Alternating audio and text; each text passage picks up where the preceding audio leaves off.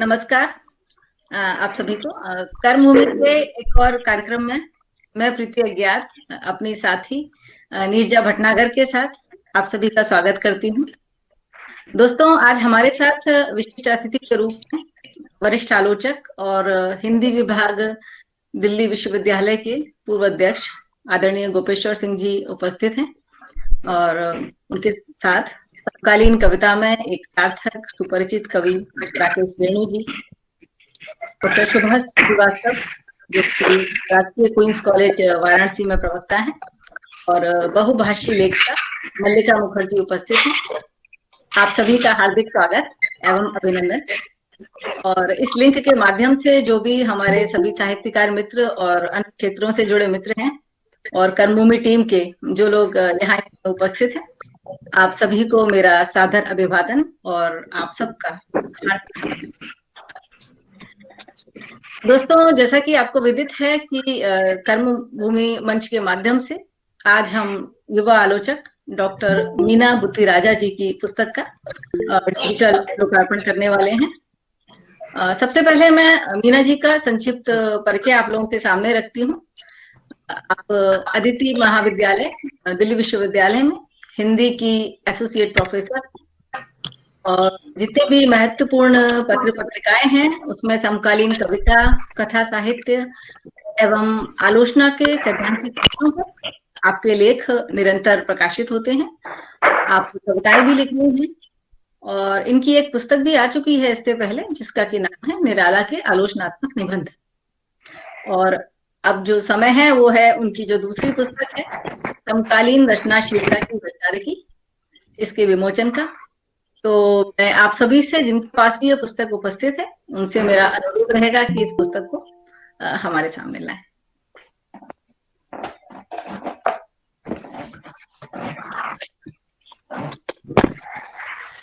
धन्यवाद।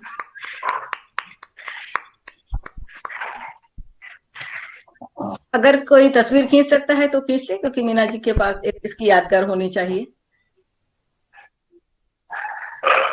नीरजा जी ले लीजिए। मैं ले रही हूँ।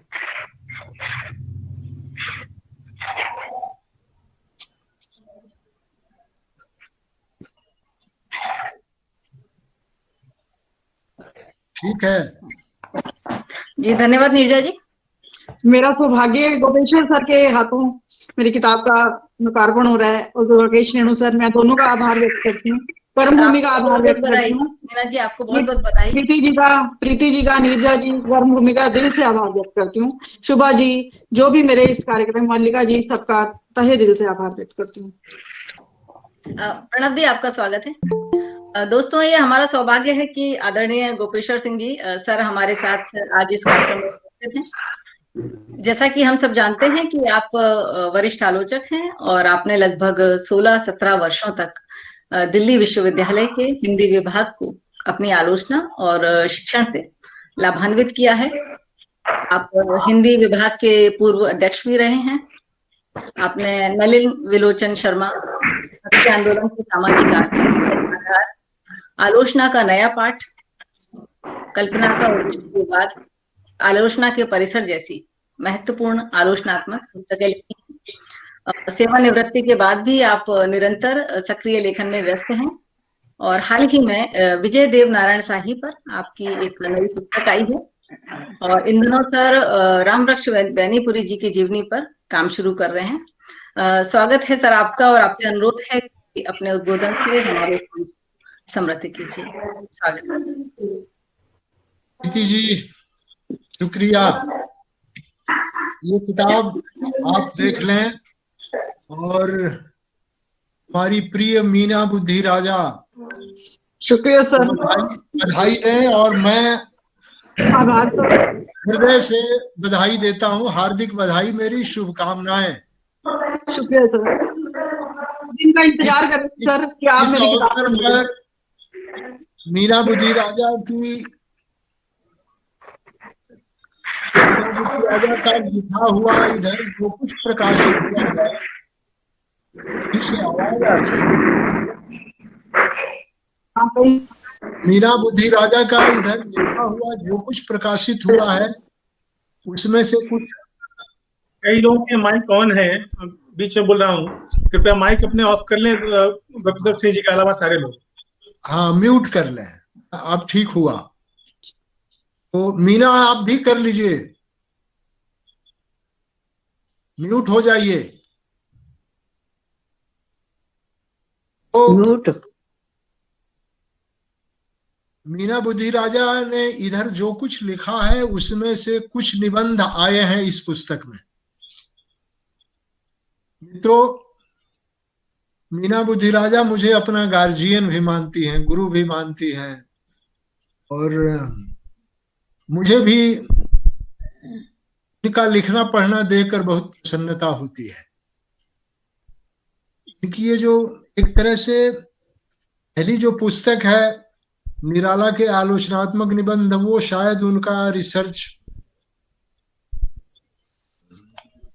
शोध प्रबंध है, लेकिन ये पुस्तक इनके समकालीन साहित्य पर लिखे हुए निबंधों का संकलन है। कल ही ये किताब मिली है तो इसमें से मैं कई निबंध देख गया, लेकिन इनके निबंध मैं पढ़ता रहा हूं। इन्होंने कृपा पूर्वक मेरी किताब पर भी लिखा है और वो समालोचन में आया। ऐसा नहीं है सर, मेरे तो मुझे यूं तो स्त्रियां लिख रही हैं, हिंदी में लिखने वाली स्त्रियों की संख्या काफी बहुत बड़ी है, लेकिन आलोचना लिखने वाली स्त्रियों की संख्या कम है। आप ध्यान देंगे तो कविता, कहानी, उपन्यास में स्त्रियां दिखाई देंगी। आलोचना में बहुत गिनी चुनी स्त्रियां थीं पहले। मैं हिंदी आलोचना में स्त्रियों के योगदान पर जब नजर डालता हूं तो मुझे सची रानी गुरटू का नाम याद आता है, वो स्वर्गीय हो चुकी हैं। उसके बाद निर्मला जैन का नाम आता है, निर्मला जैन, अर्चना वर्मा, जी सर। और उसके बाद रोहिणी अग्रवाल। हमारी दिल्ली विश्वविद्यालय में भी कई लोग लिख रहे हैं अभी। रेखा सेठी लिख रही हैं, जेएनयू में गरिमा श्रीवास्तव। हमारे दिल्ली विश्वविद्यालय में ही रेखा सेठी, मीना बुद्धि राजा, साधना अग्रवाल, अनुराधा गुप्ता, इतनी स्त्रियां लिख रही हैं, कहना मुश्किल है। आलोचना लिखने के लिए विचार प्रवण होना जरूरी है, वैचारिक रूप से समृद्ध होना और निर्णय लेने में कठोरता, इसकी जरूरत होती है। मीना बुद्धि राजा में आलोचना का विवेक है, ये रचनाओं के मर्म को पहचानती है और समकालीन आलोचना के जो मुहावरे हैं उन मुहावरों में ये लिखती हैं। ये सबसे अच्छी बात है कि वो समकालीन है और समकालीन रचनाशीलता की जो धड़कन है, उसकी जो बारीकियां हैं, उसे पहचानती हैं। कविता की आलोचना हर कोई नहीं कर सकता। कविता की आलोचना के लिए आलोचक को विशिष्ट प्रतिभा संपन्न होना पड़ता है। मुझे खुशी है कि मीना बुद्धि राजा कविता पर सबसे अधिक लिखती हैं, इसलिए कवियों के बीच इनकी पहचान और ज्यादा मुखर है। क्यों? कविता के अलावा ये कथा साहित्य पर और सिनेमा पर भी लिखती हैं। ऐसी भाव प्रवण और विचार प्रवण आलोचक की किताब का लोकार्पण करते हुए मुझे बहुत प्रसन्नता हो रही है। इन्होंने भूमिका में जिन लोगों से प्रेरणा ली है तो उसमें नामवर सिंह और गोपेश्वर सिंह, दो सिंह पुरुषों का इन्होंने स्मरण किया है, दो सिंहों का। अब ये तो नामवर जी तो खैर बड़े आदमी थे, इन्होंने मेरा भी नाम लेकर उन्हीं के साथ रख दिया है। मैं बहुत अनुग्रहित हूँ मीना। जी सर, मैंने सच में रखा है सर, मेरा ये सच है। हाँ, आपसे मेरा मेरा स्नेह, आशीर्वाद और शुभकामना शुक्रिया सर। और हृदय से बधाई। जी सर। मैं इनका पहला ही निबंध पढ़ रहा था तो एक जगह मेरी नजर ठहर गई। कविता मनुष्य की अंतिम नहीं प्राथमिक जरूरत है। कविता मनुष्य की अंतिम नहीं प्राथमिक जरूरत है। प्रत्येक कविता अंततः स्मृतियों, अनुभवों और संवेदनाओं की मृत्यु से मुठभेड़ करती है। जहां स्मृतियां मर रही हों, अनुभव मर रहे हों और संवेदना मृत दिखाई पड़े, आलोचना वहां खड़ी होती है, संवेदना की और स्मृति की और अनुभव की जीवंतता को लौटाने का काम करती है। मेरा अपना ख्याल है कि मीना बुद्धि राजा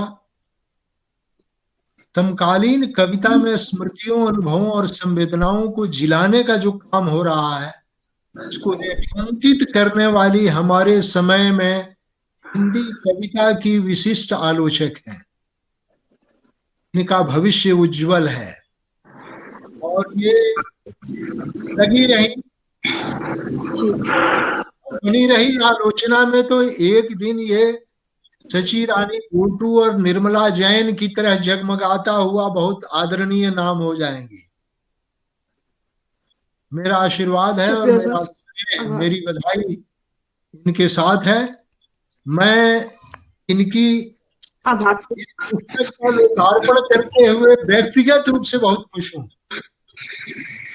ये अगर मीटिंग हो रही होती, लोकार्पण गोष्ठी ऑफलाइन हो रही होती, तो मैं आप सबको इस गोष्ठी के बाद ले चलता लक्ष्मी मिष्ठान भंडार और बढ़िया रसमलाई खिलाता। इतनी खुशी है मुझे। मीना जी, जब भी ये कोरोना काल खत्म होगा और ऑफलाइन की सुविधा होगी, हम लोग इस किताब पर एक बार ऑफलाइन मिलेंगे दिल्ली में। आपकी ये सारी मित्र लोग यहीं दिल्ली आएंगी और मेरी ओर से मिठाई खिलाई जाएगी। आप सबको नमस्कार और मीना बुद्धि राजा को बधाई और शुभकामना। मुझे जल्दी जाना है एक जगह, इसलिए मैं मीना के आग्रह पर और आप सबसे मिलने के लिए आ गया था। आप सबसे क्षमा याचना करते हुए मीना जी को बधाई। जी सर, बहुत धन्यवाद आपका कि आपने समय निकाला और मीना जी के बारे में, इस पुस्तक के बारे में हमको इतना महत्वपूर्ण जानकारी दी। और हम लोग की रसमलाई वहां पर उधार है, हम ऐसा मान रहे हैं। और जब भी कभी दिल्ली में ये कार्यक्रम होगा तो आप हम सबको पहले से गिन लीजिए वहां पर, और हम लोग निश्चित रूप से वहां आएंगे। हमारा सौभाग्य होगा कि हम वहां आकर आपसे मिलें। अगर आप कहें तो मैं कोरोना काल में पहुंच सकता हूँ। बिल्कुल बिल्कुल, स्वागत है आपका राकेश जी। आ जाइए राकेश जी। ये गोपेश्वर सिंह जी को कहा है। जी जी। मीना जी, मैं अभी आपसे थोड़ी सी बात करना चाहूंगी। आप ये आलोचनात्मक लेख काफी लंबे समय से लिख रही हैं और अब आपने इसे पुस्तक के रूप में संकलित करके पाठकों के सामने प्रस्तुत किया है। आपको सबसे पहले तो एक बार फिर से बधाई दी। और मैं आपसे इस पुस्तक की रचना प्रक्रिया के बारे में जानना चाहूंगी।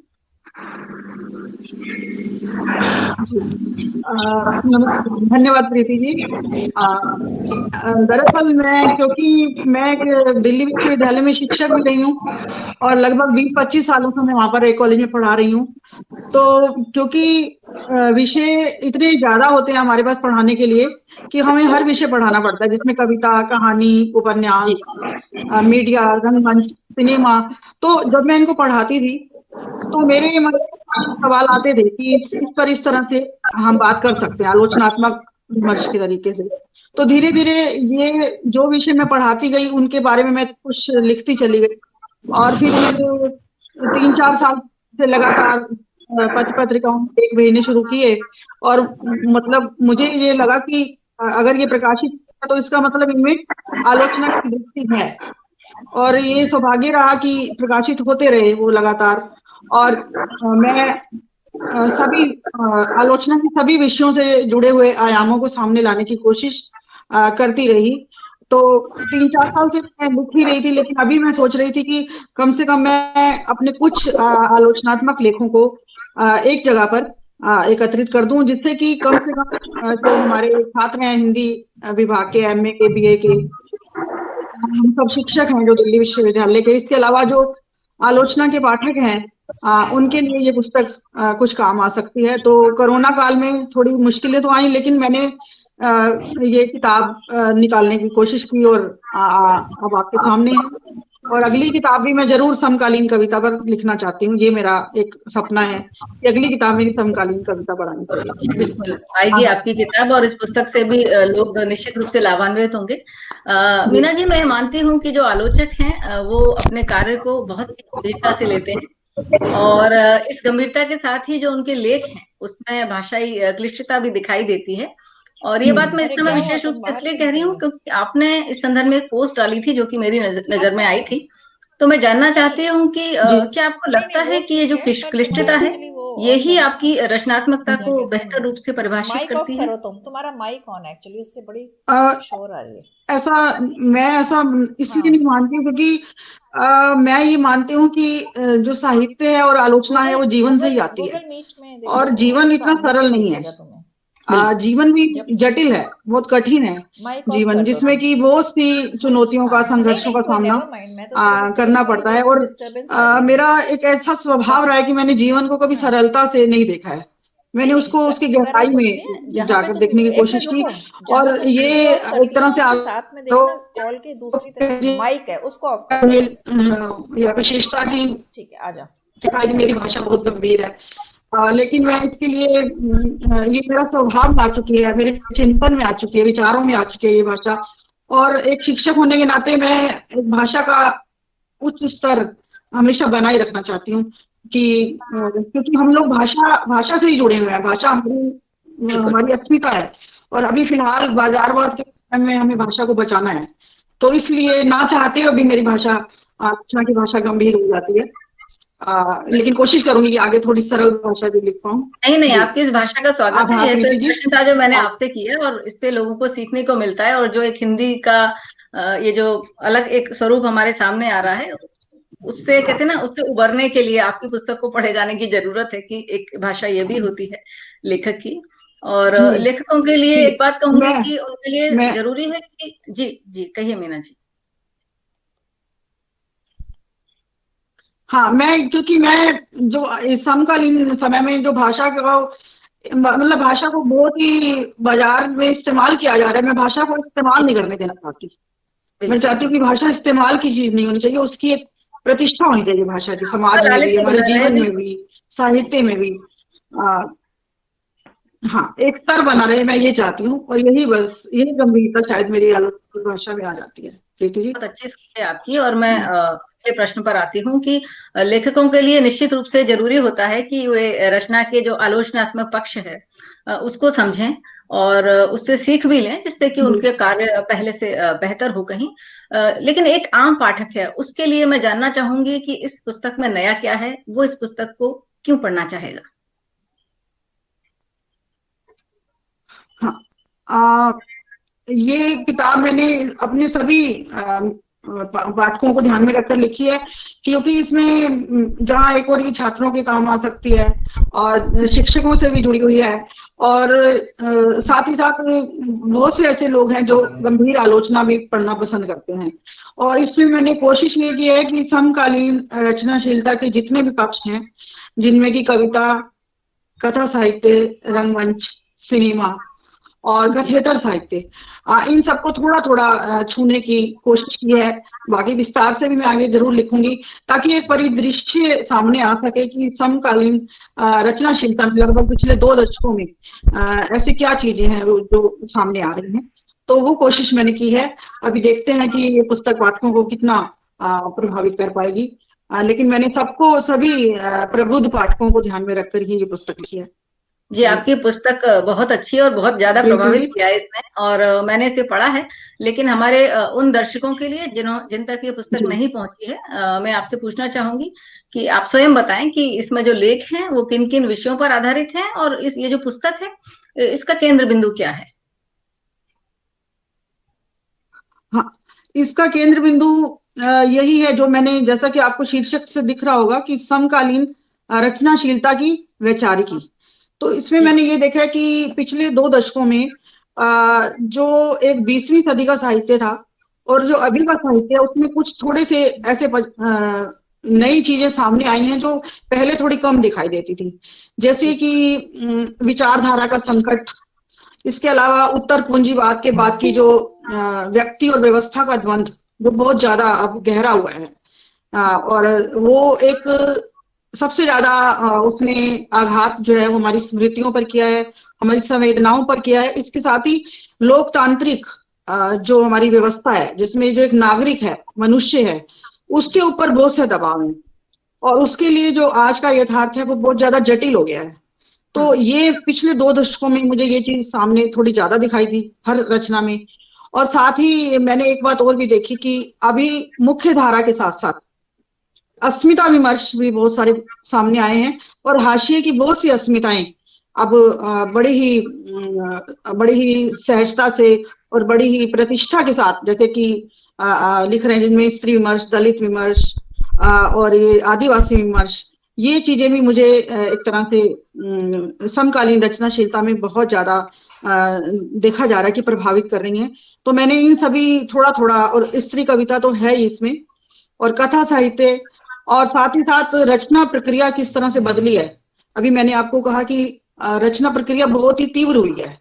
अभी ठहर कर चिंतन करने का रचनाकार के पास समय कम हो गया है, लेकिन फिर भी वो जो व्यक्ति और परिवेश का द्वंद्व है वो आधार अभी भी रचना का है, और वो हमेशा रहेगा, जो कि मुक्तिबोध ने भी कहा था। तो वो चीजें जो पिछले 2 दशकों में मैंने देखी हैं, मैंने इस किताब में थोड़ा सा उनको ही केंद्र में लाने की कोशिश की है। प्रीति जी। जी, व्यक्ति और परिवेश का द्वंद्व तो हमेशा रहेगा, और इस पर लिखा भी जाता रहेगा, और सबकी रचनाओं में तो आना ही आना है। मीना जी, आपने एक बार साझा किया था कि नामवर सिंह जी से आप काफी प्रभावित रही हैं, और जैसा कि गोपेश्वर सर जी ने भी अभी कहा, और आपने इसकी भूमिका में भी उनका भी नाम लिया है, नामवर सिंह जी के साथ लिया है। क्या वही आपके प्रेरणा स्रोत हैं? आप कुछ शेयर करना चाहेंगे इस बारे में? जी, मैं बस यही कहना चाहती हूँ कि कम से कम भी आज से 25 साल पहले जब मैं दिल्ली विश्वविद्यालय में एमए कर रही थी, तो मुझे बहुत शौक था कि मैं जो मेरे एमए के जो विषय होते थे मैं उनको तो पढ़ती थी, लेकिन मैं उनके साथ साथ उससे जुड़े हुए और भी विषयों को पढ़ने की कोशिश करती थी। तो जैसे काव्य शास्त्र मुझे बहुत पसंद था, और आलोचना, ये 2 विषय मुझे बहुत ही पसंद थे। तो सक्रिय थे, क्योंकि अभी बाद में तो उन्होंने थोड़ा बाहर जाना बंद कर दिया, लेकिन उन दिनों आज से 20-25 साल पहले वो विश्वविद्यालय में और कई जगह व्याख्यान दिया करते थे, और सुन भी रखा था, और मैंने उनकी कुछ किताबें पढ़ी भी हुई थी, जैसे छायावाद, कविता के नए प्रतिमान, मैंने एमए में ही पढ़ ली थी उनकी ये किताबें। तो मेरे मन में एक क्रेज था उनके लिए, और मैं उनको सुनने जाती थी जहां भी अवसर मिलता था, और कोशिश करती थी कि मैं उनको सुनूं तो मुझे कुछ नई चीजें सामने आए, और वो उनकी आलोचना की दृष्टि और भाषा मुझे बहुत ही पसंद थी, और मैं ये मानती हूँ कि वाकई में वो आलोचना के शिखर हैं। उनके विरोधी भी और उनके जानने वाले भी उनका सम्मान करते हैं, क्योंकि वो वास्तव में नामवर सिंह जी हैं। और साथ ही साथ अभी मैंने बताया कि दिल्ली विश्वविद्यालय में गोपेश्वर सिंह सर जब आए, तो वो भी आलोचना ही उनका विषय था, और आलोचना मुझे पहले से ही पसंद थी। तो मैं उनके भी व्याख्यान जरूर सुना करती थी साउथ कैंपस में, या जहां पर भी 2-3 दिन के राष्ट्रीय सेमिनार्स होते थे किसी लेखक पर, किसी खास कवि पर, 3-3 दिन तक भी चलते थे, तो मैं जरूर अटेंड करती थी। और जहां भी मौका मिलता था आर्ट फैकल्टी में, जहां भी, तो मैंने गोपेश्वर सिंह सर को सुना, उनकी किताबें भी पढ़ी हैं, और उनको कई बार बताया भी है कि सर मुझे आपसे प्रेरणा मिलती है। तो इस तरह से आलोचना जो मेरी रुचि थी वो धीरे धीरे वो सामने आनी शुरू हुई। जी। जी, जब आपके विरोधी भी आपका सम्मान करें तो ये तो बहुत कहते हैं ना, लेखक की यही तो पूंजी है, उसके शब्द, उसकी लेखनी। हाँ। और जिसका की प्रभाव पड़ता है लोगों पर, विरोधी भी उनको पसंद करने लग जाते हैं। और जहां तक आपकी पुस्तक है, इसके बारे में कहूंगी कि आपने बिल्कुल गागर में सागर भर जैसा काम किया है। और आपका बहुत बहुत धन्यवाद और बहुत बधाई आपको इस पुस्तक के लिए।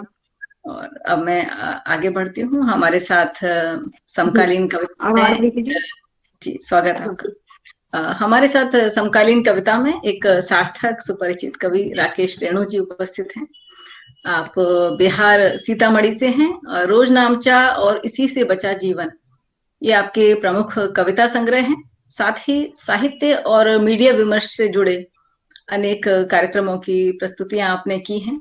आप साहित्य संस्कृति सम्मान से सम्मानित हैं और इस समय सूचना एवं प्रसारण मंत्रालय द्वारा प्रकाशित पत्रिका आजकल, उसका आप कुशल संपादन कर रहे हैं। ये हमारा सौभाग्य है कि राकेश रेणु जी इस कार्यक्रम में उपस्थित हैं। आपका हार्दिक स्वागत राकेश जी।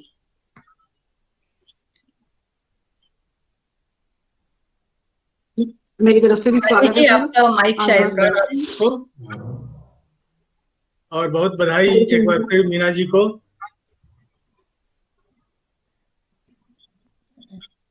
शुक्रिया सर, आभार जी। देखिए, प्राथमिक बातें तो गोपेश्वर सिंह ने कही, उन्हें आखिर में बोलना चाहिए था। और मीना जी का जो लेखन है, उससे पहले हम ये देखें कि हम लिखते क्यों हैं। कोई भी व्यक्ति, चाहे गोपेश्वर सिंह हो या मीना बुद्धि राजा या आप लोगों में से कोई भी, हम सब रचनाकार जो लिखते हैं, मुझे लगता है कि ये सबसे पहले अपनी क्रिएटिविटी को, अपने अंदर जो आपकी सृजनात्मकता की एक आभ है, एक अर्ज है, एक रचनात्मक ये सृजनात्मकता या रचनात्मकता जो है वो बहुत ही सापेक्ष पॉजिटिव चीज है। तो वो जो भीतर में उसकी जो उत्कट आकांक्षा है, उसकी अभिव्यक्ति है, पहली तो उसकी अभिव्यक्ति है। और जहां हमने उसे रचना कहा, हमने क्या काफी पहले से रचना या सर्जना कहा गया, तो सर्जना या रचना मनुष्य के लिए कतई नकारात्मक चीज हो भी नहीं सकती है। वो कुछ नया रचने की प्रवृत्ति का द्योतक है, यानी वो न तो मनुष्योत्तर है, न ही मनुष्य विरोधी, वो मनुष्य को आगे ले जाने वाली चीज है, जो मीना जी अपनी किताब में बार बार कहती है। मनुष्य को बेहतर बनाने की कोशिश, मानवीय बनाने की कोशिश, ये उनके लेखों में प्राय हर बार आता है और नए नए उदाहरणों के साथ आता है। तो ये जो पुस्तक है समकालीन रचनाशीलता की वैचारिकी, नाम से तो ये प्रतीत होता है कि इसमें कुछ थ्योरेटिकल चीजें जो सैद्धांतिकी है, आलोचना की और रचनाशीलता की, उसकी बात होगी। लेकिन उन्होंने इस सैद्धांतिकी के साथ साथ जो हमारे केवल साहित्य नहीं, साहित्य के इतर जो सृजना की विविध विधाएं हैं, रंगमंच है या सिनेमा है, उन सब पर दृष्टिपात किया है। साहित्य पर भी, साहित्य की विभिन्न विधाओं पर, खास तौर से जो जैसा गोपेश्वर जी कह गए हैं, कविता आपकी रुचि का मुख्य क्षेत्र है, कविता पर आपने खूब विचार किया। कविता अपने आप में भाषा का संश्लेष है। जब हम कहते हैं भाषा का संश्लेष है, तो हमारा अभिप्राय ये है कि वो एक बेहतर भाषा, कम शब्दों में ज्यादा बात कहने की भाषा, बहुत संवेदनशील भाषा को लेकर चलती है। कथा में किसी चीज को जितने विस्तार में आप बताते हैं, कविता में उस विस्तार की आवश्यकता नहीं होती। मीना जी अपने एक लेख में उसका जिक्र, पहले ही लेख में कविता का विकल्प या विकल्प में कविता शीर्षक पहला लेख जो है, विकल्प में कविता में आप इस बात को कहती हैं, अंतरालों में जो शब्दों के बीच अंतराल है, पंक्तियों और वाक्यों के बीच जो अंतराल है, वहां भी कविता होती है, जो जिसे पाठक को पढ़ना होता है। वो अमूर्त है, अज्ञात है, लेकिन हमें उसे जानना होता है। वो वही संश्लेष जो है। अब ये बात भाषा के कठिन होने की हो रही थी, तो फिर कहा जाएगा कविता कठिन है। जीवन यदि, तो मीना जी ने स्वयं बताया, जीवन यदि कठिन है तो भाषा कठिन होगी। और कठिन, मैंने एक बहुत पहले अपने आरंभिक दिनों में एक मेघालय के मणिपुर के नाटककार हैं रतन थियम। रतन थियम का दिल्ली में उनका शो चल रहा था, तो उनका इंटरव्यू किया और उन्होंने बहुत पुरानी बात को याद दिला दिया अपने उत्तर से। वही बात थी कि भाई आपके जो बिंब है बड़े कठिन है, ये पर ऐसा ही कुछ प्रश्न था। तो इसको लोगों तक कम्युनिकेट कैसे हो? उन्होंने कहा इसीलिए मैं बार बार शो करता हूँ, बार बार उसे प्रदर्शित करता हूँ, बार बार करूंगा तो वो चीजें आसान होती जाएंगी। तो मुझे बचपन की वो चीज याद रही कि बार बार कोई चीज काम करोगे, कोई अभ्यास करोगे तो याद हो जाएगा। ये एक दोहा है कि सिल पर करत करत अभ्यास थे जरमती हो सुजान वाली बात है। तो सिल पर पद निशान उसमें आखिर में आता है। तो रचना भी और रचना का पाठ भी दोनों अभ्यास की चीज है। यदि हम रचना को एक बार आत्मसात नहीं कर पा रहे हो तो उसे हम यदि बार बार पढ़ेंगे, और अच्छे अच्छे आलोचक कहते हैं, मीना जी भी इसको स्वीकार करें कि खुद मुझे महसूस होता है कि एक ही रचना को हमने पढ़ा फिर दोबारा पढ़ें, यदि एक अंतराल के बाद पढ़ें तो उसमें एक नई अनुभूति होती है, नई सीख मिलती है, उसके नई परतें दिखाई देती है। तो वो जो जिस बात में कहते हैं बिटवीन द वर्ड्स, शब्दों के बीच जो अंतराल है उस अंतराल को पढ़ने की बात, तो ये इसको मीना जी पकड़ती हैं, बहुत सूक्ष्मता से पकड़ती हैं। कविता के भीतर क्या रहस्य है, कविता की एक पंक्ति में क्या क्या छुपा हुआ है, उसे खोलती हैं अपनी आलोचना। ये उन्हें बाकी कई आलोचकों से, और कहें कि उनके जो समकालीन आलोचक हैं उन सब से उन्हें अलग खड़ा करता है। तो यही उनकी शक्ति है। गोपेश्वर सिंह जी कह रहे हैं, फिर उसे मुझे दोहराने की आवश्यकता नहीं है, जो समकालीन आलोचना का परिदृश्य है, जो युवा आलोचक हैं 40 अपने जीवन के चौथे पांचवें दशक के, उनमें वाहिद उर्दू में आ गया, इकलौता नाम दिखाई देता है कविता के क्षेत्र में, खासतौर से मीना बुद्धि राजा का। वैसे गोपेश्वर सिंह के दिल्ली विश्वविद्यालय में ही छूट गया उनसे, सुधा सिंह हैं, वो भी लिख रही हैं, रेखा सेठी का उन्होंने जिक्र किया, वो भी लिख रही हैं। ये सब जो स्त्री समालोचक हैं, मीना बुद्धि राजा सहित, इन सब में स्त्री चेतना, जिसे स्त्री अस्मिता जो कहते हैं हम, वो प्रखर स्त्री चेतना है, स्त्री अधिकारिता की, स्त्री समाज में स्त्री की हैसियत की। और वो फिर स्त्री की हैसियत केवल आर्थिक हैसियत नहीं होती है, हम ये आप सब अपने अनुभव से जानती हैं कि केवल वो आर्थिक हैसियत नहीं होती, वो एक छोटे से वाक्य से प्रदर्शित होती है कि एक व्यक्ति दूसरे व्यक्ति के बारे में, यदि वो स्त्री है तो उस स्त्री के बारे में क्या सोच रहा है। एक छोटा सा वाक्य कहा गया या लिखा गया तो उसकी तहें खोलना भी जो स्त्री अधिकारिता की बात करने वाली समालोचक है उनका काम है। ये काम मीना जी, और इस किताब में जो जिसका आज लोकार्पण हुआ उसमें कम से कम मैं देखा हूँ 6 लेख ऐसे हैं जो स्त्री अधिकारिता पर, स्त्री अस्मिता पर केंद्रित लेख हैं। और उन्होंने सुखद रूप से शिलाभा को जो मिथकीय पात्र हैं उनको याद किया, उन पर एक पूरा लेख है उनका। वो पढ़ के मुझे बहुत आनंद आया।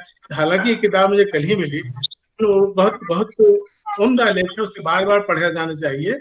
और तो ये दूसरा है कि युवा आलोचक तो हैं और भी आलोचक हैं, लेकिन आप साथ साथ स्त्री चेतना को, स्त्री अस्मिता की बात को लेकर आगे चल रही हैं, नए तरीके से उसे देख रही हैं, उसे स्थापित करने की कोशिश कर रही हैं।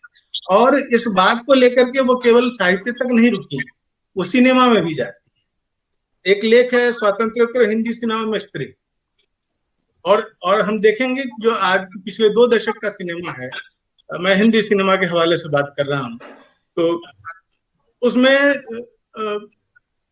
स्त्री चरित्रों के, स्त्री पात्रों के अलग अलग रूप, अलग अलग रंग दिखाई देते हैं, अलग अलग तरह के प्रयोग आए हैं, और वो जीवन के अंग हैं, वो जीवन के रंग हैं, उनसे अलग नहीं है, लेकिन उन पर बात कभी होती नहीं थी।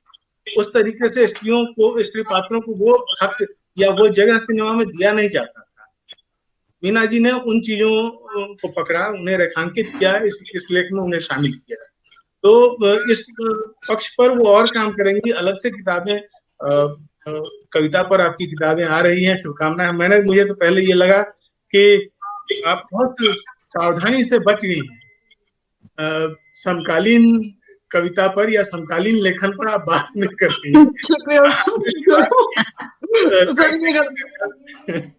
आपने शुरुआत की और रचनाकारों में शिलावाह को तो याद किया, कुंवर नारायण तक आकर के आप शांत हो गई। उसके बाद आप कुंवर नारायण के बात की और बात ही नहीं कर रही। और कुंवर नारायण जिन्हें ज्ञानपीठ मिल चुका हो, राकेश रेणु या गोपेश्वर सिंह जैसे अकिंचन की क्या हैसियत उनके खिलाफ बोले? या मुक्ति बोध जिनकी स्वामी जनशती हम बना चुके हैं, उनके, और वो हम सब के मानक है। कविता में तो निराला और मुक्ति बोध आज के तमाम कवियों के आदर्श हैं, और भी आदर्श हैं, लेकिन मुक्ति बोध के बगैर तो हम समकालीन कविता की, आधुनिक कविता की बात ही नहीं कर सकते। तो आप कुंवर नारायण में मुक्ति बोध पर आकर रुक जाती, उनकी बात नहीं करती। अच्छा लगा जब आपसे प्रीति जी से बात करते हुए आपने कहा कि नहीं, आगे समकालीन कवियों पर भी किताब आएगी। शुभकामनाएं आपको, इंतजार रहेगा उसका। ये बहुत अच्छी पुस्तक है। आपकी आवाज साफ नहीं हुई। शायद उनके नेटवर्क की प्रॉब्लम है। आपकी आवाज साफ नहीं हुई, कोई बात नहीं है। फिर आपको अगर यदि प्रश्न है तो आप बाद में उत्तर दे लूंगा। लेकिन ये सुखद है कि आप समकालीन साहित्य पर लिख रही हैं, खूब लिख रही हैं, और इसीलिए इनका लिखा मुझे इतना प्रिय है कि मैं बार बार इनसे आग्रह करके लिखवाता हूँ। कभी इस कवि पर, कभी उस कवि पर आप लिखती हैं, और कभी निराश नहीं करती, बहुत स्तरीय लिखती है। तो ये अपेक्षा, एक रचनाकार अगर इस अपेक्षा पर खरा उतरता रहे, क्योंकि हमेशा चुनौतियां नहीं होती हैं। कभी मैंने कहा जी, समकालीन कविता जी मीना जी, पर मेरा काम रहता है सर, वो मेरा प्रतीक्षा रहेगी। समकालीन कविता फिर मेरा सबसे पहला काम होना था। कोई बात नहीं है, आप पहला और आखिरी कोई चीज नहीं होती। उस स्पर्धा में न भी पड़े, आपका काम 2-1 के बाद भी आया और बेहतर आया, तो वही सर्वोपरि माना जाएगा, सबके ऊपर वही भारी पड़ेगा। इसलिए आप बेहतर लिख रही हैं, बेहतर लिखती रहें, और वो याद किया जाएगा। लोग उसको आज नहीं, दशकों आगे तक याद करेंगे। वो किताब आए, उसकी प्रतीक्षा है। तो इसलिए इस तरीके से देखिए कि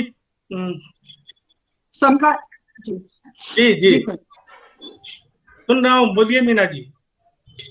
सर, समकालीन कविता पर काम करना मेरा पहला काम था सर, लेकिन वो ऐसा गया कि वो दूसरे नंबर पर आ गई वो किताब, और ये पहले नंबर पर आ गई सर। लेकिन वो काम मेरे यही होना चाहिए था। आप विनम्रता में ऐसा कह रही हैं, मुझे लगता है क्रम यही होना चाहिए था। पहले सैद्धांतिकी आनी चाहिए, पहले गुरुजनों को याद करना चाहिए, बाद के लोगों को बाद में ही आना चाहिए। जी सर। वो पैदा भी बाद में हुए हैं, लेखन भी उन्होंने बाद में किया है, भले उसमें राकेश रेणु शामिल हो। लेकिन अगर गोपेश्वर जी ने पहले लेखन किया है तो उनकी चर्चा पहले से होती आई है, होनी चाहिए। मुक्ति बोध यदि हमारा मानक है तो आपने भी उनको पढ़ के बहुत कुछ सीखा होगा, हम सब ने सीखा है, मैंने उन्हें पढ़ के बहुत कुछ सीखा है। तो मुक्ति बोध पर पहले बात होनी चाहिए, निराला पर पहले बात होनी चाहिए। वो यही क्रम होना चाहिए, जबकि बात उसमें कोई अपराध बोध की बात नहीं। ये बहुत अच्छी पुस्तक है आपकी, और 20 लेख हैं इसमें, 20वां लेख अपने आप में आपने, अब इसमें जो नई चीजें हैं, आपने जो कई की रचना प्रक्रिया है, आमतौर पर आप में से जो भी रचनाकार हैं, रचना प्रक्रिया पर रचनाकार स्वयं बात करता है, आलोचक भी बात करते हैं, आलोचक को कौन रचनाकार रोक सकता है। लेकिन रचना प्रक्रियाओं पर आपने बात की है, एक प्रक्रिया अपनी प्रक्रियाओं पर बात की है, उसमें जो परिवर्तन आ रहे हैं उस पर पूरा एक लेख है। इस तरह से बड़ी नई चीजें लेकर के आप आई हैं, भाषा का, अभी भाषा की बात हो रही थी, हालांकि आपने उत्तर दिया मीना जी, उस उत्तर से मेरा पूरी तरह इत्तेफाक नहीं है, लेकिन पहले ये बात कर लूं कि भाषा का किसी रचनाकार की रचनाशीलता पर क्या प्रभाव होता है, आप उस पर बात कर रही हैं, पूरा एक लेख उस पर। तो जाहिर है कि हम जो भी बात कहते हैं, जो हमारा जो भी संप्रेषण है, वो भाषा के मार्फत है, एक साहित्यकार का। हालांकि रचनाकार अपने आप को मूर्ति शिल्पकार है, वो मूर्तियों के मार्फत ही व्यक्त करता है। एक रंगमंच का जो अभिनेता है वो अपने अभिनय से व्यक्त करता है, लेकिन हम क्या करते हैं, हम जो शब्द के साथ खिलवाड़ करने वाले लोग हैं, वो अपने अपने शब्दों के मार्फत से, अपनी भाषा के मार्फत ही अपनी बात कहते हैं। तो वो रचनाशीलता को वो भाषा कैसे प्रभावित कर रही है, इस पर विचार करना, ये अपने आप में नई चीज भी है और बहुत से लोगों को प्रेरित करने वाली चीज है। एक चीज जो मैं कह रहा था कि अभी आपने अपने प्रीति जी के सवाल के उत्तर में कहा कि भाषा से खिलवाड़ या भाषा और बाजार की बात आपने की। देखिए, भाषा है तो प्रयुक्त होगी और तमाम लोग करेंगे। किसी भाषा कर्मी को यही अपेक्षा करनी चाहिए, हमारी यही आशा होनी चाहिए कि अधिकाधिक लोग और हर तबके के लोग उसका इस्तेमाल करें। बाजार उसमें एक बड़ी शक्ति है।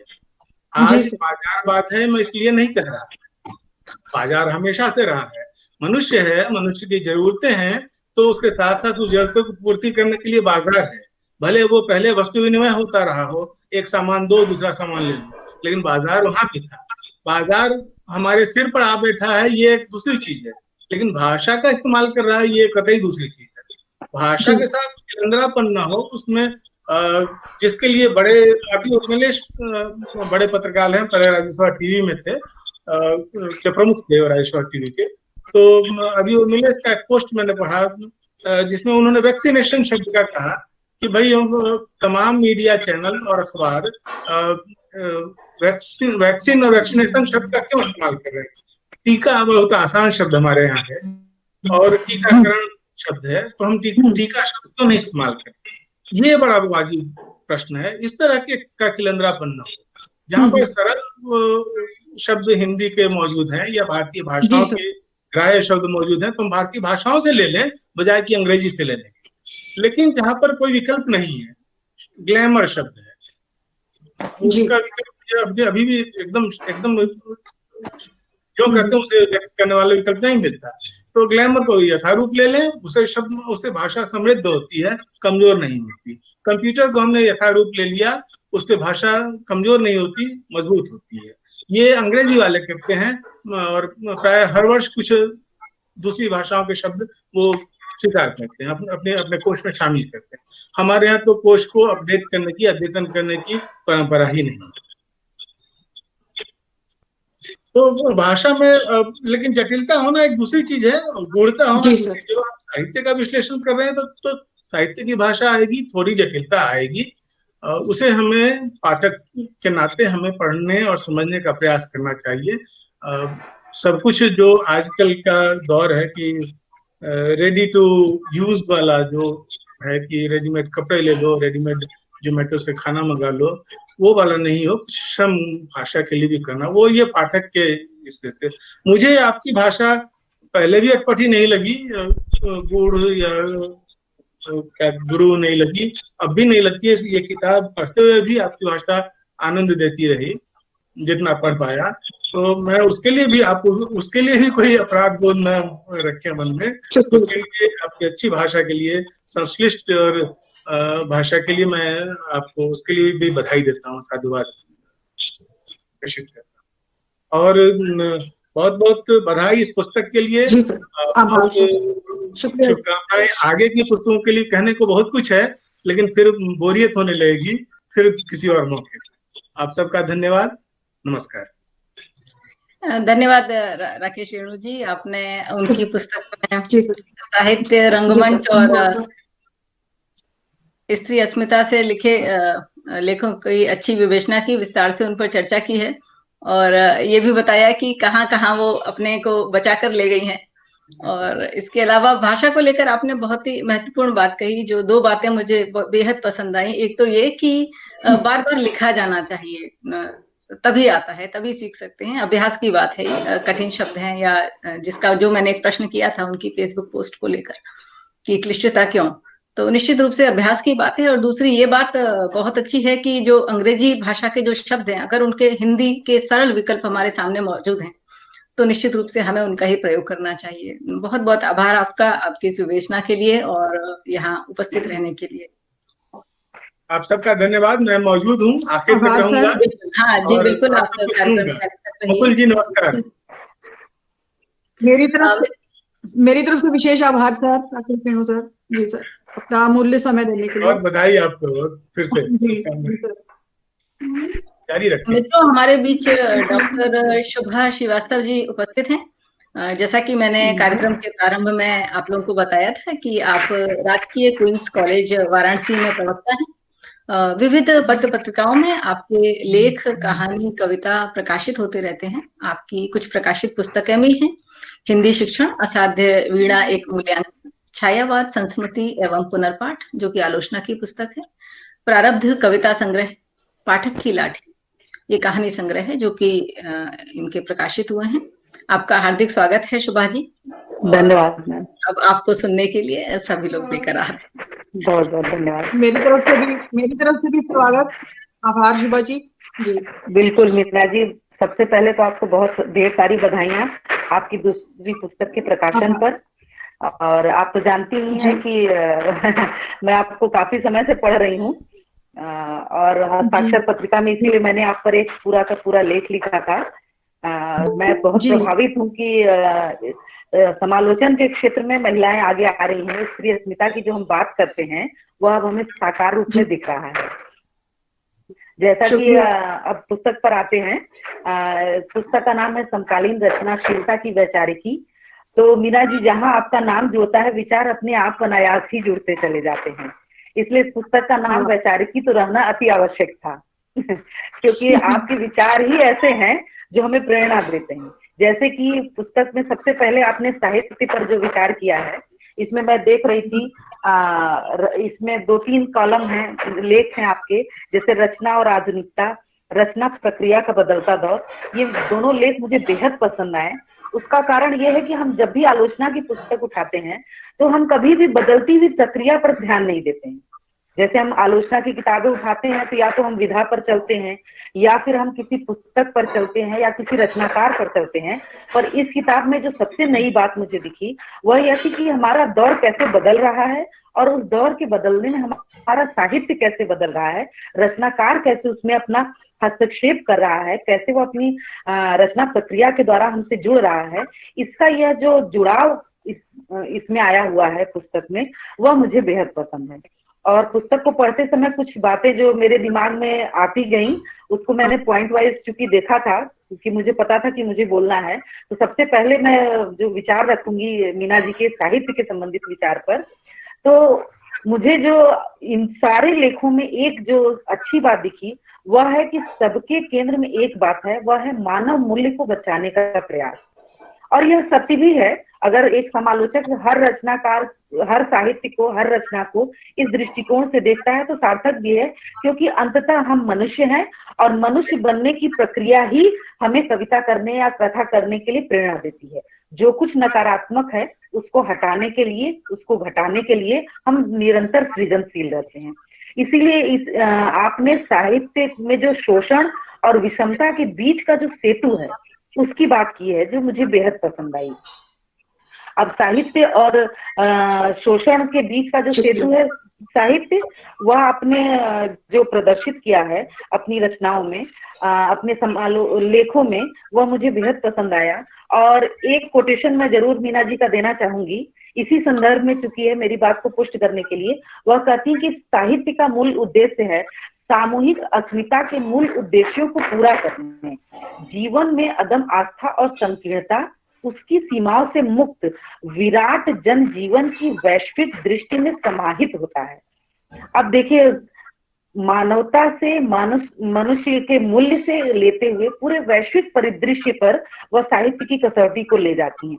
जाहिर सी बात है, जब हम मानवीय दृष्टि से और संपूर्ण वैश्विक दृष्टि से जब हम किसी रचना को देखेंगे तो उस रचना की श्रेष्ठता को साबित करने के लिए कुछ शब्द हमें लेने ही पड़ेंगे, कुछ पंक्तियां हमें लेनी ही पड़ेंगी। और यह सत्य भी है कि साहित्य वही मूल्यवान है जो मनुष्यता को बचाता है, जो वैश्विक दृष्टि से हमें समृद्ध करता है। नहीं तो एक बहुत पुराना प्रचलित शब्द है लुगदी साहित्य। जब हम लोग पढ़ते थे तो उसमें आता था कि बहुत सारे नावल सड़क पर भी आपको मिल जाएंगे, बहुत सारी कविताएं सड़क पर बिकती हुई आपको मिल जाएंगी, जिसको नाम दिया गया है लुगदी साहित्य, जो पढ़ने में हो सकता है कुछ अलग अलग मानसिकता के लोगों पढ़ने में रुचिकर लगे, पर वास्तव में साहित्य वही है जो हमें मूल्य दे। और अब जब हम वैश्विक दृष्टि से और मानवीय मूल्यों की दृष्टि से देखेंगे तभी हम किसी रचना की उपादेयता को सिद्ध कर सकते हैं। और जब मैंने लेखों को पढ़ना प्रारंभ किया इस पुस्तक के, तो मुझे सबसे पहली बात यही दिखी। और दूसरी जो मुझे सबसे अच्छी बात दिखी इस पुस्तक में, उसको राकेश जी ने अपने वक्तव्य में बड़ी सुंदरता से शामिल किया है। इसलिए मैं सिर्फ इतना ही कहूंगी कि रंगमंच, मीडिया विमर्श, इन सबको समकालीन साहित्य के दृष्टि से जो उन्होंने जोड़ा है, यह अपने आप में बड़ी अद्भुत बात है। अक्सर हिंदी साहित्य के पढ़ने वाले जब हिंदी आलोचना की कोई पुस्तक पढ़ते हैं तो ये एक अलग विधा दिखने लगती है, जिसमें मीडिया पर हम चर्चा नहीं करते हैं, जिसमें हम सिनेमा पर चर्चा नहीं करते हैं। पर इसमें हमें साहित्य के रुचि रखने के साथ साथ ये दोनों चीजों का भी जो समावेश मिलता है वो बड़ा अद्भुत और विलक्षण है। एक जो मीना जी की आलोचना में, जैसे कि मैं राकेश जी ने भी इसका उदाहरण दिया शिलावहा की, और इसके अतिरिक्त भी मैं मीना जी को चूंकि पढ़ती रही हूँ, उन्होंने राकेश जी के कविता संग्रह की जो समीक्षा की है उसमें मैंने देखा है कि मीना जी की एक बड़ी आलोचना की एक बड़ी अच्छी विशेषता है कि वह परंपरा और आधुनिकता को सेतु बना के चलती हैं। राकेश जी की कविताओं की जब बात करती हैं या शिलावहा की जब बात करती हैं, या फिर उन्होंने अनामिका जी की रचनाओं के लिए जो बातें कही हैं, उसमें मैं देख रही थी कि एक तरफ हमारी जो प्राचीन परंपराएं हैं, परंपराओं का तात्पर्य जो हमारे सार्थक है, रूढ़ियों की मैं यहाँ बात नहीं कर रही हूँ, तो हम अपनी कहते हैं ना कि जड़ के बिना पेड़ नहीं हो सकता है, तो वैसे ही हम अपनी परंपराओं को अगर छोड़ देंगे तो हम स्वयं नहीं रहेंगे। तो रचनाओं में हमारी परंपरा कहाँ निहित है, इसको इंगित करना, और इसके साथ साथ हम आधुनिक, अर्थात कोई भी साहित्य प्रासंगिक कब होगा जब वो अपनी आधुनिकता की दृष्टि को रखेगा। तो इन दोनों कसौटियों पर जब वो रचनाओं को कसती हैं तो बड़ा अद्भुत रहता है। और भाषा का तो कहना ही क्या, मीना जी की भाषा का हर कोई मुरीद है। हाँ, क्लिष्टता की सभी लोग बात करते हैं, तो वह एक सहज साधारण पाठक की दृष्टि से कहा जा सकता है जो हिंदी थोड़ा नया नया सीख रहा है या जो बहुत ज्यादा आलोचना की पुस्तकें नहीं पढ़ता है, उनके लिए शायद क्लिष्ट हो, पर उसकी धारा प्रवाहता जो है और उसके साथ समालोचना की एक और बड़ी विशेषता है, अगर वो वैचारिकता न दे, अगर हमें सोचने पे मजबूर न करे, तो फिर समालोचना का उतना मतलब भी नहीं रह जाता है। तो मीना जी की भाषा विषय के साथ साथ भाषा भी सोचने के लिए मजबूर करती है। तो मेरे हिसाब से तो ये विशिष्टता है, यह मीना जी का वैशिष्ट हुआ। दोष को तो मैं नहीं कहूंगी, अभी मैं इतनी बड़ी नहीं हूँ कि किसी के दोष को निकालूं, क्षेत्र में। जी मैम, जी मैम। शोभा जी, मैं भावुक हो रही हूँ इतनी तारीफ से, मेरा आभार। नहीं मैम, भावुक होने मेरा आभार। रचनाकार एक दूसरी स्त्री आलोचक की तारीफ करे, इससे अच्छा दृश्य नहीं। मैम, मैंने आपसे एक शब्द एक बार और आपसे कहा था कि प्रसिद्धि अपने आप जाती है। तो कोई भी चीज, आपसे मेरा परिचय साहित्य के माध्यम से हुआ है, प्रीति जी से भी, राकेश जी से भी, सबसे। तो ये अपने आप आता है। हम कहीं और बैठे, मैं बनारस जैसे शहर में बैठी हूँ, पर दिल्ली में आप और अहमदाबाद में प्रीति जी और राकेश जी सब लोग बैठे हुए हैं, जुड़ रहे हैं इसी साहित्य से।